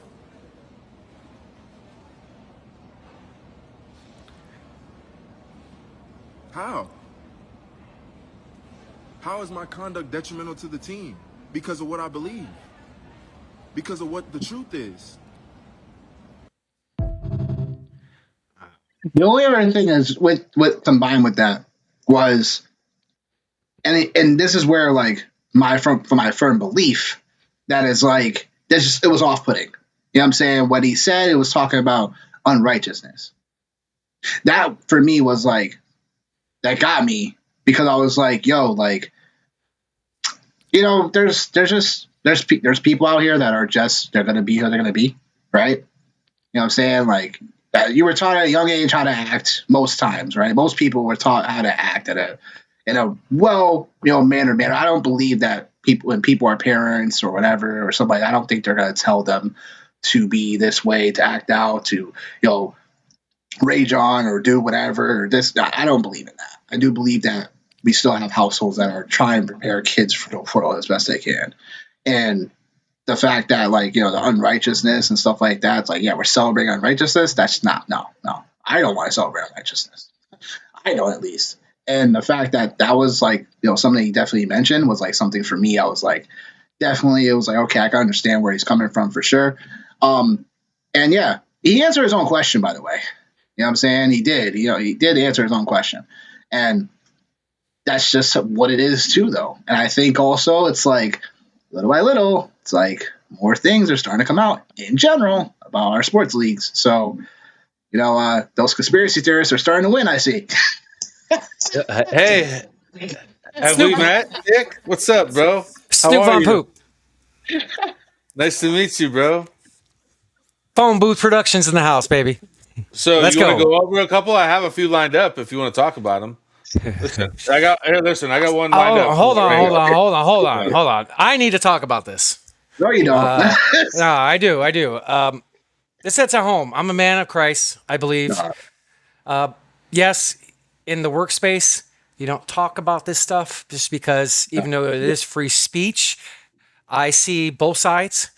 I don't like what happened. I think there needs to be more love, maybe from the NBA, as far as how they went about it, because he kind of got, it was kind of like, hey, we're just releasing you, nothing positive about it. They should have flipped it into a positive. I don't like what happened. Yeah, he should have probably not said the certain things he did. And, I mean, if you're a believer, it's not right to be in another bed with the same sex as you. If you're a believer, that's just how it is. But there's certain things you just don't say in public. So, poor guy, he probably is never going to play in the NBA again. Nope. He probably isn't. Probably going to get the Colin Kaepernick treatment, Yeah, Yep. yeah. And This sucks, dude, for him. I mean, maybe he can go play with Dwight Howard over in China, but his NBA career is done, unfortunately. And the guy's got some talent. Kid's a good kid too. I remember Jaden Ivey. He was fifth overall pick a couple years ago. So yeah, it's like, hey, if he could get the axe, anybody can. Go ahead, Snoop. Thank you. All right. So we were just talking, conspiracies might be right. Yep. So your boy Steph Curry, who you mentioned earlier, he's got a new logo for his brand here, and look at this. Really? You can clearly see the 666. Whoa! I think I said all-seeing eye, but you can see that too. This Yeah. is, of course. But boom, there it is, 666 Curry. I don't see 6. I just see a bird. Yeah, sure you do. I see a dove. This is brand new then. I never heard this news. Yeah, no, that just came out 11 hours ago. Crap. Nick sees birds. So and today, April 2nd, just so you guys know, today is 6 years and 66 days since Kobe died. Wow, no shit. Yep. Oh. It's today, right? Yep. 4-2 backwards is 24. Kobe wore 24, if you didn't know. No, he wore number 8 too. He For did. a while. Good.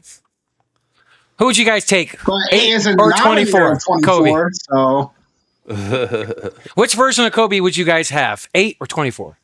8. I love Snoop? 24, but 8. That's tough. That's tough. Because 8's how I remember him, and well, not how I remember him, but it's like that's my era, Kobe. number 8. Yeah. 24 Yeah. is not exactly my era to go be 24, but it is. So, All right. Good time in Snoop with the Steph Curry. I got some Steph Curry news I want to show real quick. Let's go ahead and share that one here. Let me know when I'm good. We good? Hold on just a minute. Now you're good. Oh, thanks. I'm totally just messing with you too. We heard yesterday from the Golden State Thanks, wise ass. Love you too. Warriors that Steph is able to practice 5-on-5 for the first time. So what does that mean for his timeline to return here? Malika, I'm told that Stephen Curry has a goal to return to action on Sunday at home against the Houston Rockets. That's what he wants. That's his desire. But the next several days are going to be a vital period to see how does his knee respond to the 5-on-5, to additional workouts over the next several days. This is a big time for Steph Curry to check boxes and see, can he make it back and get clearance to come back Sunday or Tuesday at home against the Kings after 2+ months off. He's had multiple starts and stops throughout this, though, Malika. There's been missed targets throughout the last several weeks. But this does feel different internally with the Warriors because now Steph finally got in that 5-on-5 scrimmage. He's encouraged. My understanding is he felt good. He came out of that 5-on-5 well. Internally, the Warriors this week have framed it as a make or break time for Steph Curry to either make it back or get shut down. Stephen Curry is looking at Sunday potentially for his return. Curry coming back, looks like, as you talked about earlier, Nick. Can they make any noise in the playoffs? Nah. I don't think so either. Curry, I just think that the Warriors know that they don't have it. They know they don't. The pieces that they have, I like some of the pieces they have, don't get me wrong. They're nowhere near championship caliber, and they're nowhere near, if you're playing OKC or San Antonio Spurs, if you get out the play-in first round, I don't think they make any noise against either of those teams. So, I honestly don't. I'm surprised they kind of made that Porzingis deal. I thought I would have tanked if I was them personally. I just would have. I don't mind Porzingis on this team. So when it gets back, it's what potential projected starting lineup is Porzingis, Draymond, Curry, and who plays the wings. Next year, Butler if he comes back, but I'm not talking about even next year. I'm talking about now. Right now.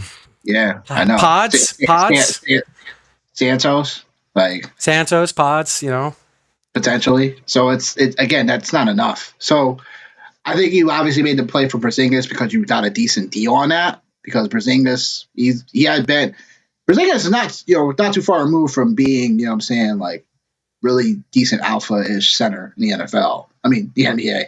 And I just think that you go for a deal like Porzingis just for next year, and obviously they made that deal before the Butler injury, so it is what it is. But yeah, Butler coming back another year older and stuff like that. It's like, what do you do with this Warriors roster moving forward? Right. So, how much longer does Curry have? He's getting up there.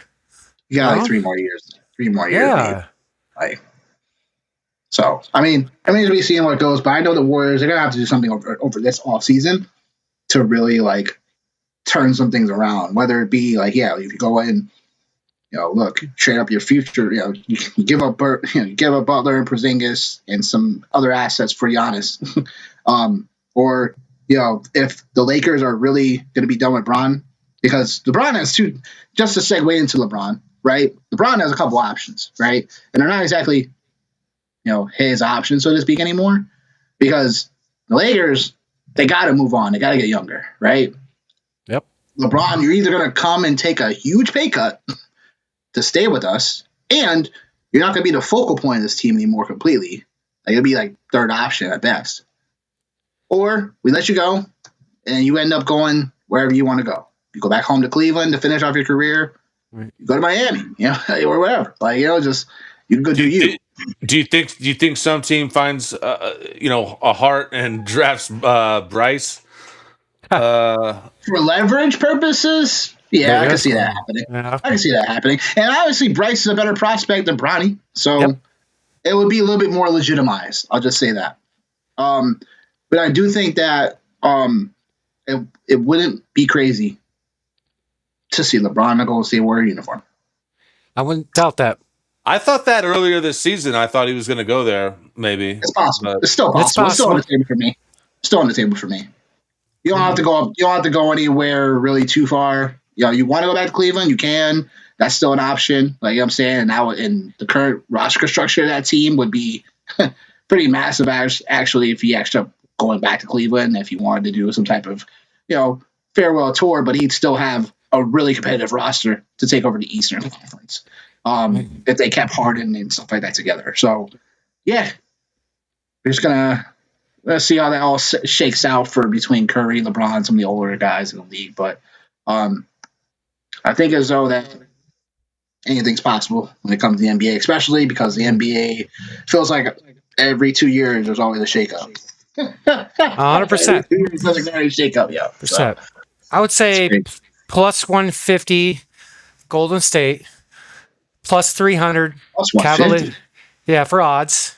If I'm next year. if I'm putting the line come out on. right now for LeBron's next team, plus 150 Golden State, plus 300 Cleveland, and a dark horse Las Vegas expansion team next year. No, not Dark going to horse. happen. You Nope. never know. Nope. I know, but nope. If he's part That would be owner, crazy. he wants that. He wants If to he's do. part owner, that would make things more interesting. I'll just say that. No team has That would yet make things more interesting. bought that expansion team, and one of his goals is to own an NBA team and play while he owns it.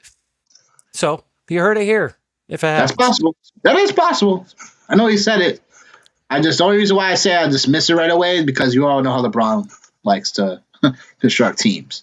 So Right. it's like, that's the thing there. It's like you're gonna have to have some type of, formula star that actually wants to be on that team with him too, to really okay, then we can make that expansion team happen. all right. He doesn't want to play for a freaking franchise that's going to lose every game. Right. Well, mostly every game, or Right. in the teens of wins, not your send off. No, All right, right. Like I will send-off. I will say this, man. LeBron is taking care of his body to play this level for this long at this It's That's not what age. happens with natural. modern technology. Modern technology. Well, I would put all that I money think into my we're body saying the too. same thing. So a few weeks ago, we talked about one topic that's been hot on this show is the tanking, especially a few weeks ago, and we continue to talk about it. So the league is proposing some ideas for some rules to be instated. I got another video by Shams I would like to share. You gonna mess with me this time, Snoop? Am I good? And go. That was the proposals. We welcome in the man who reported on this. And Shams, I'm hoping you can help me explain this a little bit better than I just did. What more can you tell us about these proposals and the tanking that the league is trying to fix here? Malika, in talking to stakeholders over the last 24 hours, one thing that's been made very clear to me is there are no perfect solutions to tanking and the problem that the league has identified. All three of these radical new changes, these concepts that were given to the league's board of governors, they're put in place potentially to prevent teams and de-incentivize teams from jockeying for the bottom of the NBA, to manipulate the rosters, manipulate the lineups. So let's take a look at all three of these different formats, these different concepts. I'll start with the two 18-team formats. This variation we're looking at here now has flattened odds. So the top 10 teams all have the same chance for the number one pick. It really mitigates teams from trying to lose or try to get to their pick protection potentially, because it goes back to what the NBA used to have, which is flattened odds. The second variation of the 18 teams format has been dubbed internally around the league as the 5x5. That means that the bottom 5 teams in the NBA will then have equal odds for the top NBA draft pick. And then the 22-team format is the same 18 teams we've been talking about, plus the 4 first-round exits. So that does make it a little interesting, a little exciting. That has the 2-year records, though, as the weighted pool. And that's similar to the WNBA. And this will also have the win total floor accounted for. So let's say if you win 14 games and the floor is 25 games, well, you get bumped up to 25 games as far as how the NBA is going to handle the draft lottery. And so that mitigates teams trying to lose. Let's say you need to get to 16 wins to get your protected pick. So all of these concepts will continue to be modified. All the owners are going back to their general managers, their president, talking through these concepts, digesting them, seeing the ramifications at play here, the unintended consequences as well. And around all of this, Malika, I'm told Adam Silver will also expect to have wide-ranging disciplinary powers that if there are offenders to these rules after the tanking concept is put into place, that he's going to have even wider powers to potentially have an impact around the league. Interesting. Yeah. Not bad proposal. Something needs to be done. That was the news, I believe, what, yesterday or today? I think that was a couple days ago. Say that again, you cut out. I think that was a couple of days ago. A couple days ago? Okay, but Yeah. hopefully they get something figured out. You know, That's where my whole thing with that really is. Like,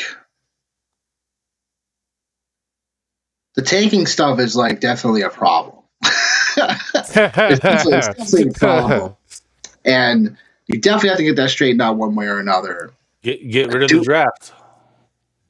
No, you can't do that. Yes, absolutely, because then people can bid for the best player. that's Nope. another way And of you doing keep it. Nope, because that means all your small market teams will never have the opportunity. it. Good point, Nick. They'll never have the opportunity. How? Why? Well, think about it, right? So, for example, let's just go over this scenario, right? I own the Milwaukee Bucks. You own the Los Angeles Lakers, right? Let's have a bidding war for these overall. We drop all the rookies into free agency. Now we have a bidding war, just like free agency market goes. Now you're talking about, so-called a formerly the guy that would have probably won number one overall pick. Like now, in a bidding war with myself and you, all right? Now we're bidding for this guy. I only have a certain amount of cap space because although I have great ticket sales and people come through year by year, whatever have you, it's nowhere near the LA city market that LA would be.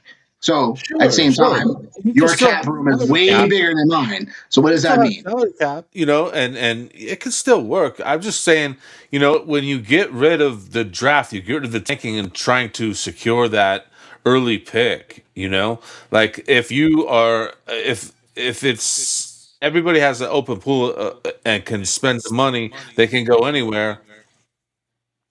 It makes it too, because even baseball doesn't do that. So my whole thing with that is the premise of if you're going to do something with the draft, you're going to have to do it in a way that is more refined, obviously. So I like the 18, I like the flat ratings. I like that more like the other options. Because the other options become a bit more too much. The 22 idea sounded like a great idea, like the first four playoffs. That makes some sense to mix in.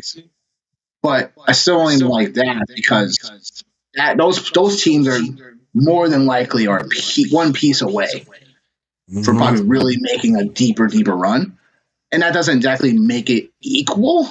So this is the tough part with the draft lottery right now. But what I'll say is I just think that the process is right now currently like it is weird. I mean, NFL, they don't have these other problems really in a way because it's kind of just straightforward. The problem with the NBA right now, it's like, teams do this way too soon. Like literally, like they know if they don't have a chance, like even close to even having a chance at the playoffs, it's nothing.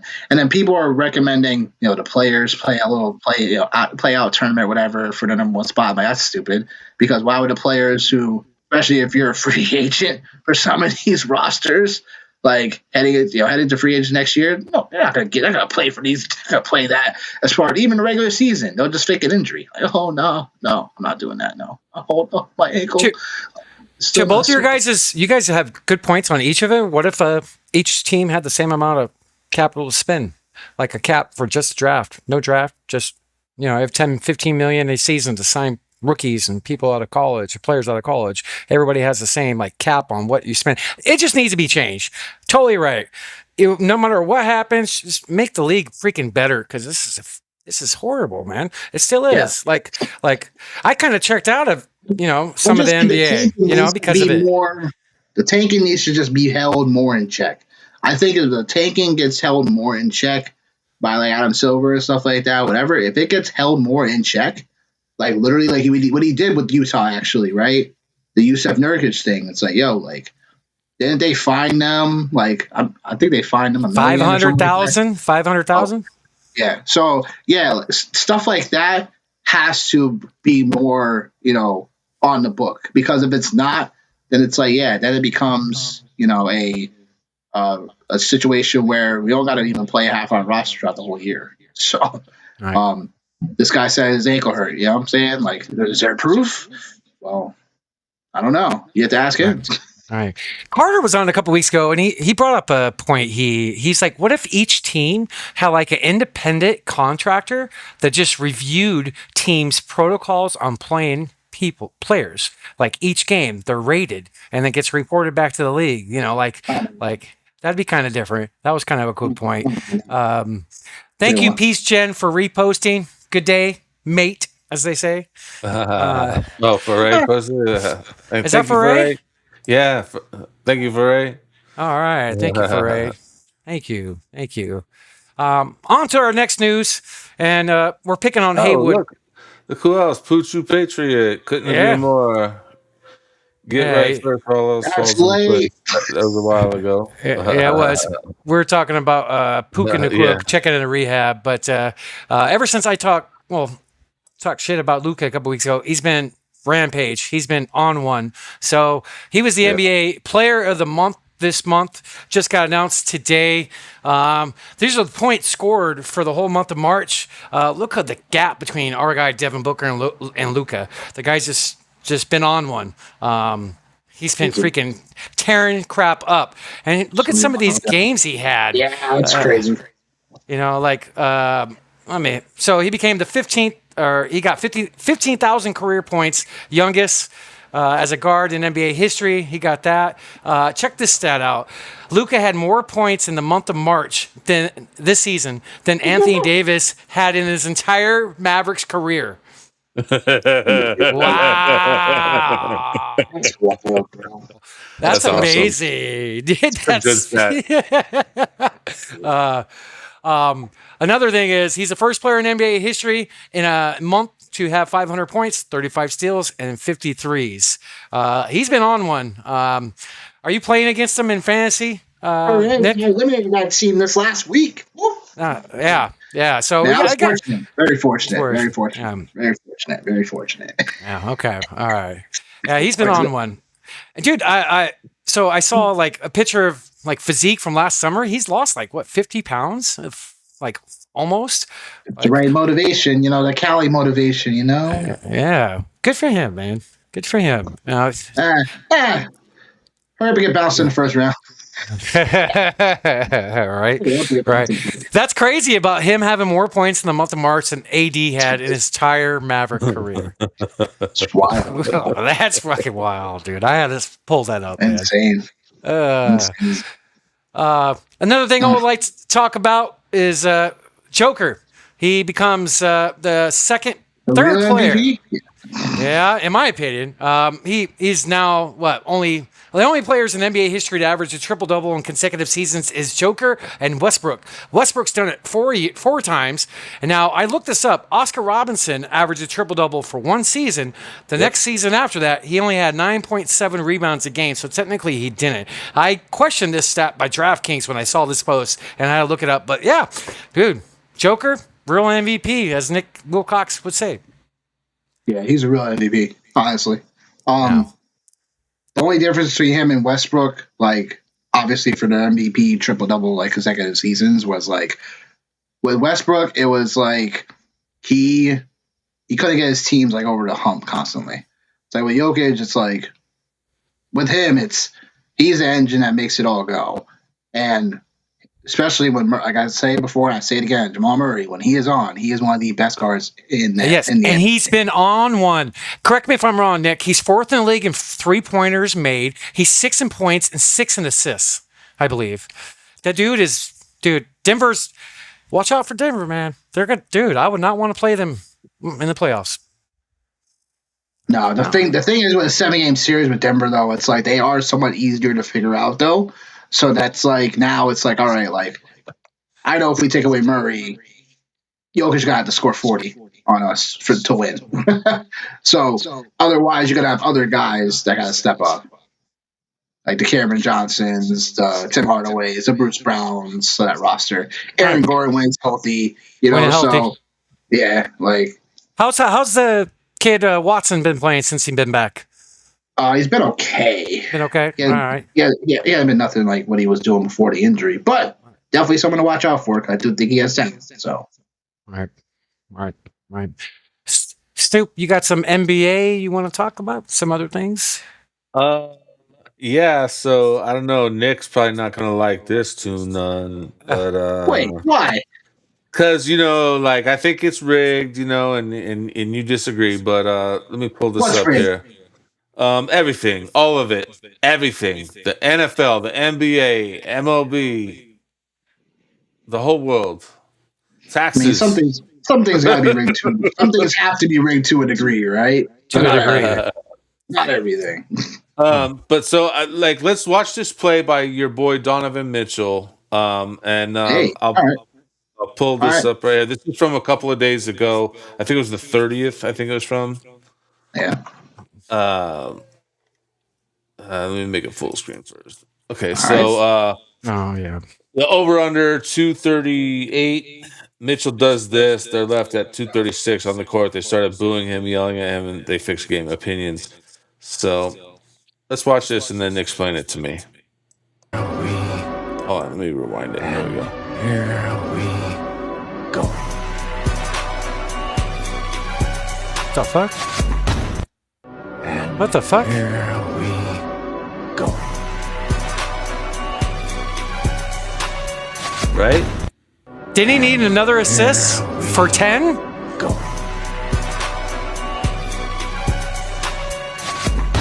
What game was that? Here The Sixers Cavs game. Well, that was a couple It months was, ago. Snoop, the roof was open. It was the wind. Is that a thing? No. Maybe he needed the over on his assists. I don't know. I mean, that's Trying- wild, right? That shit Sixers does- Cavs game. When was that? That was a while ago. Yeah, March. it was a Yeah. couple weeks ago. Yeah, it was a couple weeks ago. Okay, Yeah, okay. the post is from March 30th. So yeah, the game could have been before that. Yeah. I don't know. I mean, look, sometimes these things get out of context. Like, they can just be taken out of context. It's not like the Cavaliers, like, the line of that game, they won by, 14? And the line was 14 and a half. Oh, wow. That's another one to throw on there. No, the over-under was 226, so let's don't- 238. It said here. Wait, it said over Nah. under 238. Nah, 226 was for what I got. The closing odds was 226 when the game ended for closing odds for the over under. That- Now that probably post- someone may have taken that live 238. That's a big over under. That could have been a No, live I- line, too. That's definitely a live line because I'm sure they definitely had. They definitely probably had, yeah. No. So, like, It was. So that's fake news. Like someone's lying in their post. Because 238 is way too much. 226 was the line. But anyhow, look, I think that is there some rigging in between some of these sports? Yeah, come on. Like, I'm not gonna be naive to that. I don't think that it's a complete like every game, everything is fixed. No, I don't believe that. But I do believe. I want to Well, I do- believe what I that. do I want to believe- believe that that's true. Like I really do, because like I'm such a believer. Like I was a ball boy for the Suns, man. and you love it. Like- And you love basketball, Like I want to believe that it's not. Yeah. But man, it's just like Well, fucking you gets gotta hard understand also- you when gotta you understand realize also there's- when you start learning how money works. Things Things change a bit. Well, the thing is also is that look, I'm not naive to like is there certain things that are rigged? Because look, it happens in college basketball a lot more than you think. It happens because it's more the regulations on it.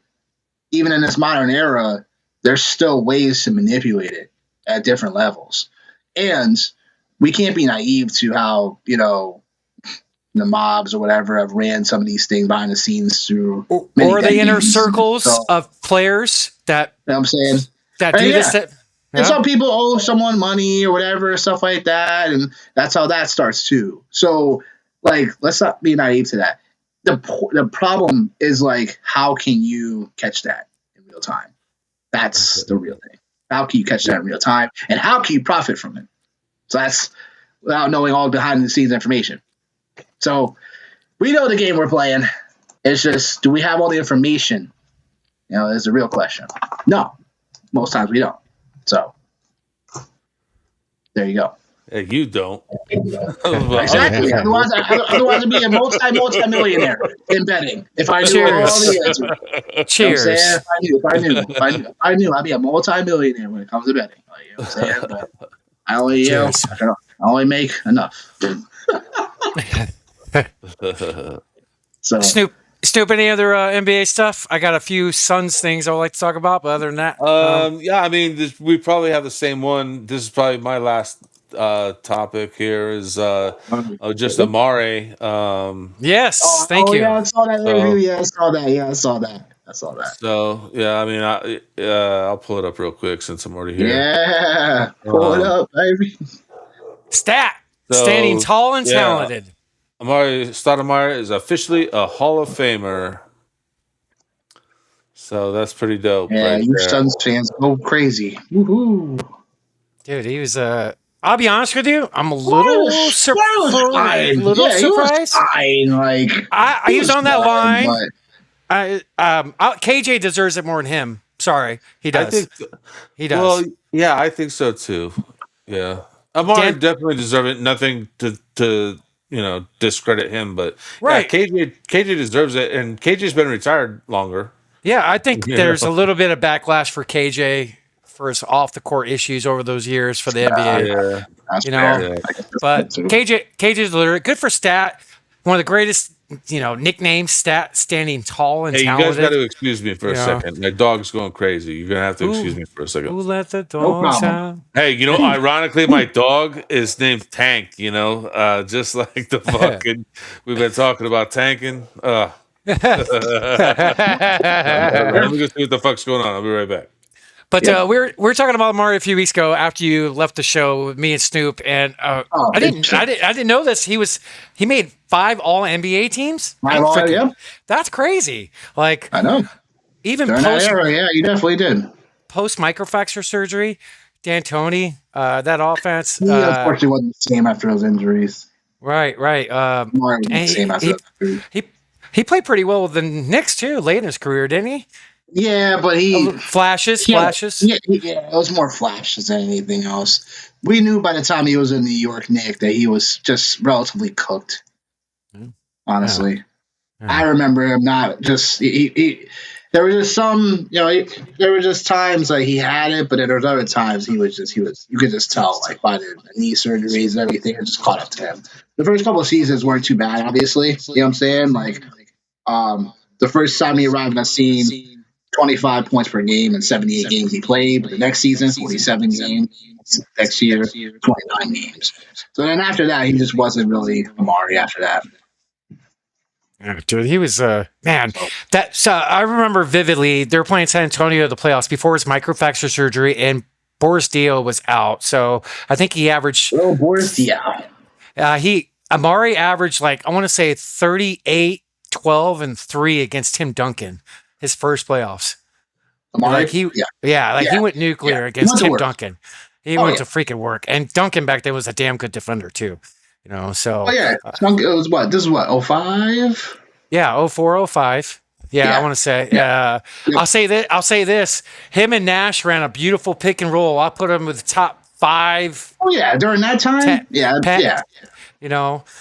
You think of Stockton, Malone. You think I personally think. If you think about it, Phoenix was those Phoenix teams were the overall essence of what we're seeing now. You know what I'm Today. saying? It's now, Yes. yeah, right. They were the essence of Steve Novak, you know what I'm saying? Like, spreading the floor, you know what I'm saying? Like, those, when you have Boris Diaw, like, you know what I'm saying? Like, spreading the floor as, a smaller wing, like, power forward, smaller ball lineups. Like, you started seeing that in Phoenix. So, during that era. So, this is not something that, that's definitely kudos to D'Antoni's teams.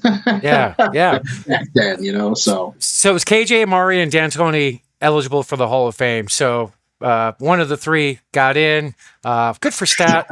I think it was, if my history's correct, I want to say that was Jerry Colangelo's last draft pick before he sold the team. And I remember the workout with the Suns when he was in high school, because he came out of high school in Orlando, that Jerry Colangelo and Brian Colangelo's jaw was on the ground during the workout. They were just so impressed and flabbergasted with this guy. So good for him.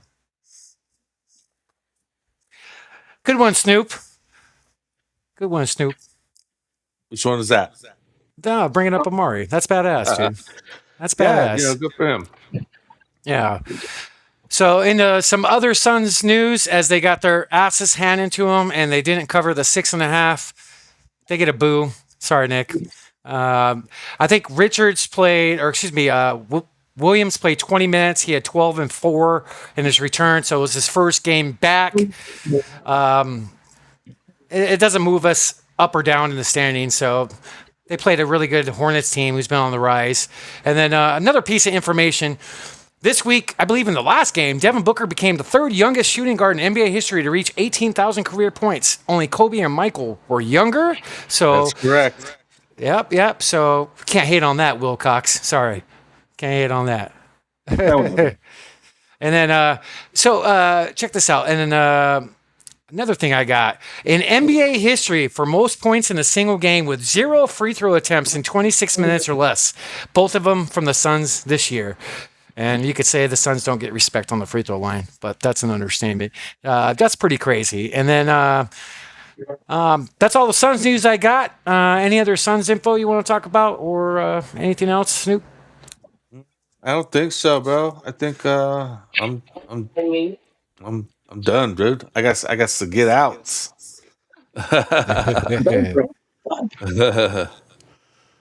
So, For real. Nick, can the Suns beat the Clippers in the play-in? Can they beat them? You think they can with the team they have now? Nope. That's on the court. Play the Clippers. You shouldn't have asked me that. I'm taking the Clippers. The 7-game series. If you give me Kawhi, Garland. Okay. Well, one game in Phoenix. I just don't know how people still believe in Kawhi after all the disappointment over all the years. This year, Snoop, this year's one of his best years he's ever had. That guy, he's gone nuclear this year, and he's played a lot of games. Thing he was saying over the last couple of weeks. Gosh, I don't. But because the thing is with me and Kawhi is like I can understand what you're saying to a degree. The problem I have with it right now is because Kawhi literally is looking like Kawhi Leonard. When Kawhi Leonard is on, he is one if not the best two-way players in the NBA. Because if I'm locking down your best guy and he's scoring, you literally you're giving your odds to win game per game on there. And I know the record doesn't look like it for the Clippers, but I do think with like Garland being more traditional guard, because they didn't have that before they traded for him, and they had to wait for him, by the way, because he's only played 14 games with them, and tonight will be 15. Kawhi has also played all 60 games he's played this season. So that's another big piece. So with Kawhi, again, PER, player efficiency rating, 28, like, huge, because you're putting your mark on the game. And then a 34% usage rate while playing all your games this season takes it for me. Kawhi, for me, like, he's overall, like, again, he's a top 5 player for me right now when he is hitting all cylinders. He's all NBA this year. He's a difference maker for me. So that's why in a 7-game series for me, like, this could, the Suns could probably still win. I'm not going to say they can't. I'm just saying more, I will take the Clippers because, like, look, people are even talking about Matherin on this team either, and how much he I know, can make right? a so difference. Like so, although they don't have that traditional center what Zubac did, you give that up for a guy like John Collins who could be more of an energy guy. You get Matherin off the bench. Like Brooke Lopez can still play center pretty okay. He's still an old man out there, but I still think it's more of a completer unit, even from a couple months ago since the trade deadline. So that's why I said give me the Clippers in the 7th game against Phoenix. I love Devin Booker, but he just doesn't play solid enough defense to take over a ball game. Yeah, well, we also haven't seen a very healthy Phoenix team at all this season. 5 minutes. It's fair to say, but I'll say this: if it comes together, you got to put it together now in the playoffs. This is not the best time to put it all together. Right. I get it health wise and everything, but now you got to figure out chemistry. Maybe the Suns been tanking in a different way. This is all strategy. Like behind the scenes, they're tight as fuck, right? And so now they're working their way in. Boom, boom. Now they're gonna just run with it. Now you're just talking silly. now you're not talking logic. We've come to that part of the show.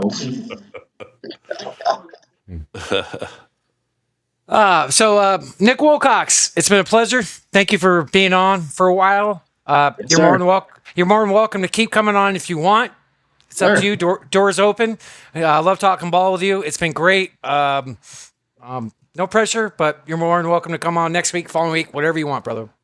Cool. I'll talk to my agent. The week after, we're busy. I'll talk to your agent. Talk to your agents. You're funny. So before we leave, one more thing I want to share. I got it posted up, and Paul Schemes. Oh boy! Yeah, I got a strikeout ball yesterday. Hell yeah, that's right. Go back, pan out. Go back to me, Snoop. Zoom out. Let's go. Paul Schemes' second strikeout ball, and it was on. Supposed to frame it up. But it was fun.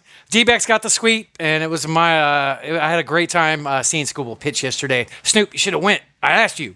I know, but dude, I've been injured, and Yeah. I mean, they do have wheelchair access there near my seats. Oh yeah. You're gonna push me around, guy. Hey, I got a walker. Let's go, baby. But how you gonna fucking? He just called you. Old. The problem is, dude, fucking, you gotta park like a half a mile from. I could drop you off. There. In my rental. No, I'm not. But yeah, Tariq Scooball, strikeout ball. Gotta love it. So, been a great show. Snoop, I'm glad you're okay and you're off the IR.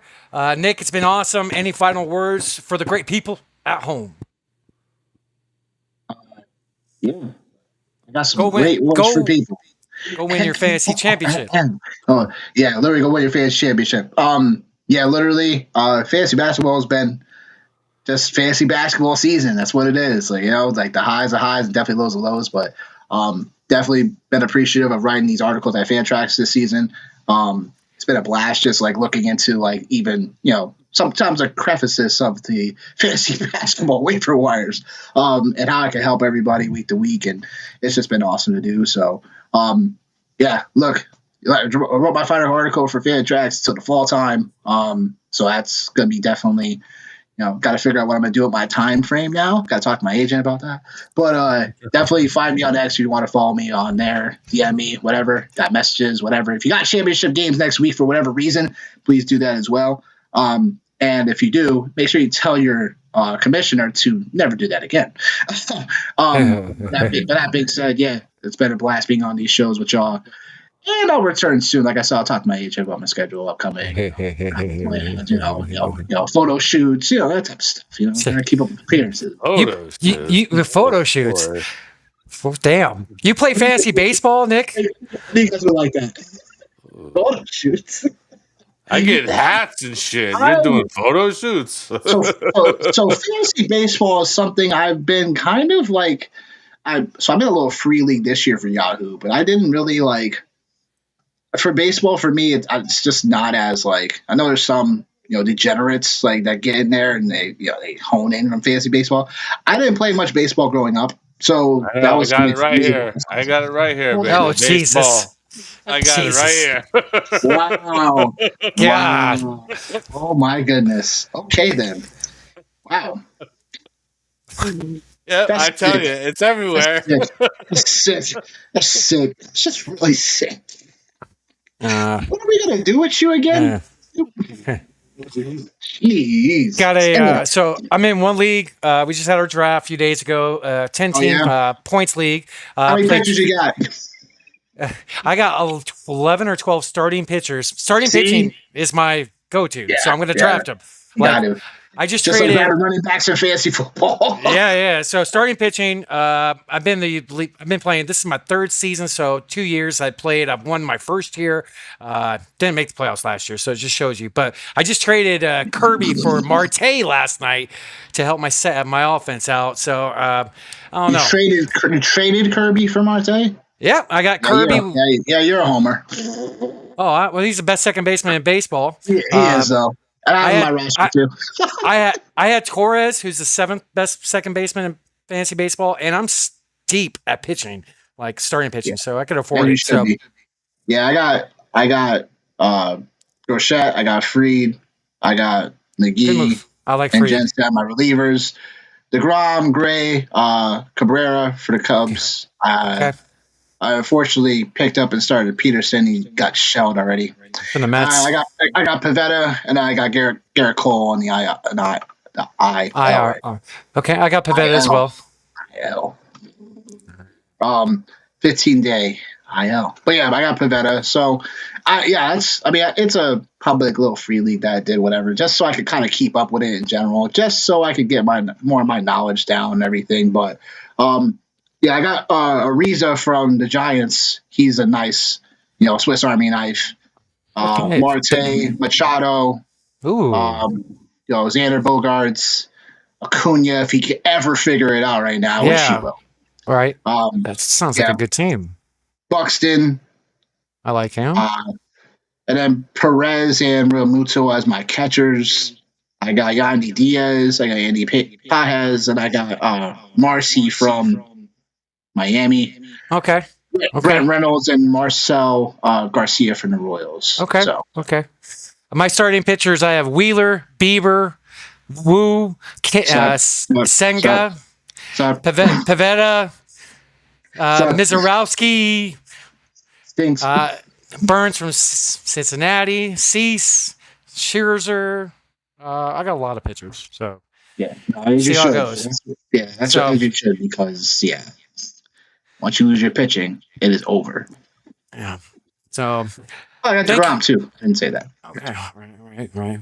So I'm taking your lines. All the great people in all the great land. Thank you so very much. The one and only Nick Wilcox, Snoop Von Poop. Check us out every Thursday night here for the Pick Is In podcast. Thanks to all, 1,200 plus people that are watching. God bless you. Thank you for the likes and reposts, and we'll see you next week. We love you. Good night, everybody. Good night, everybody.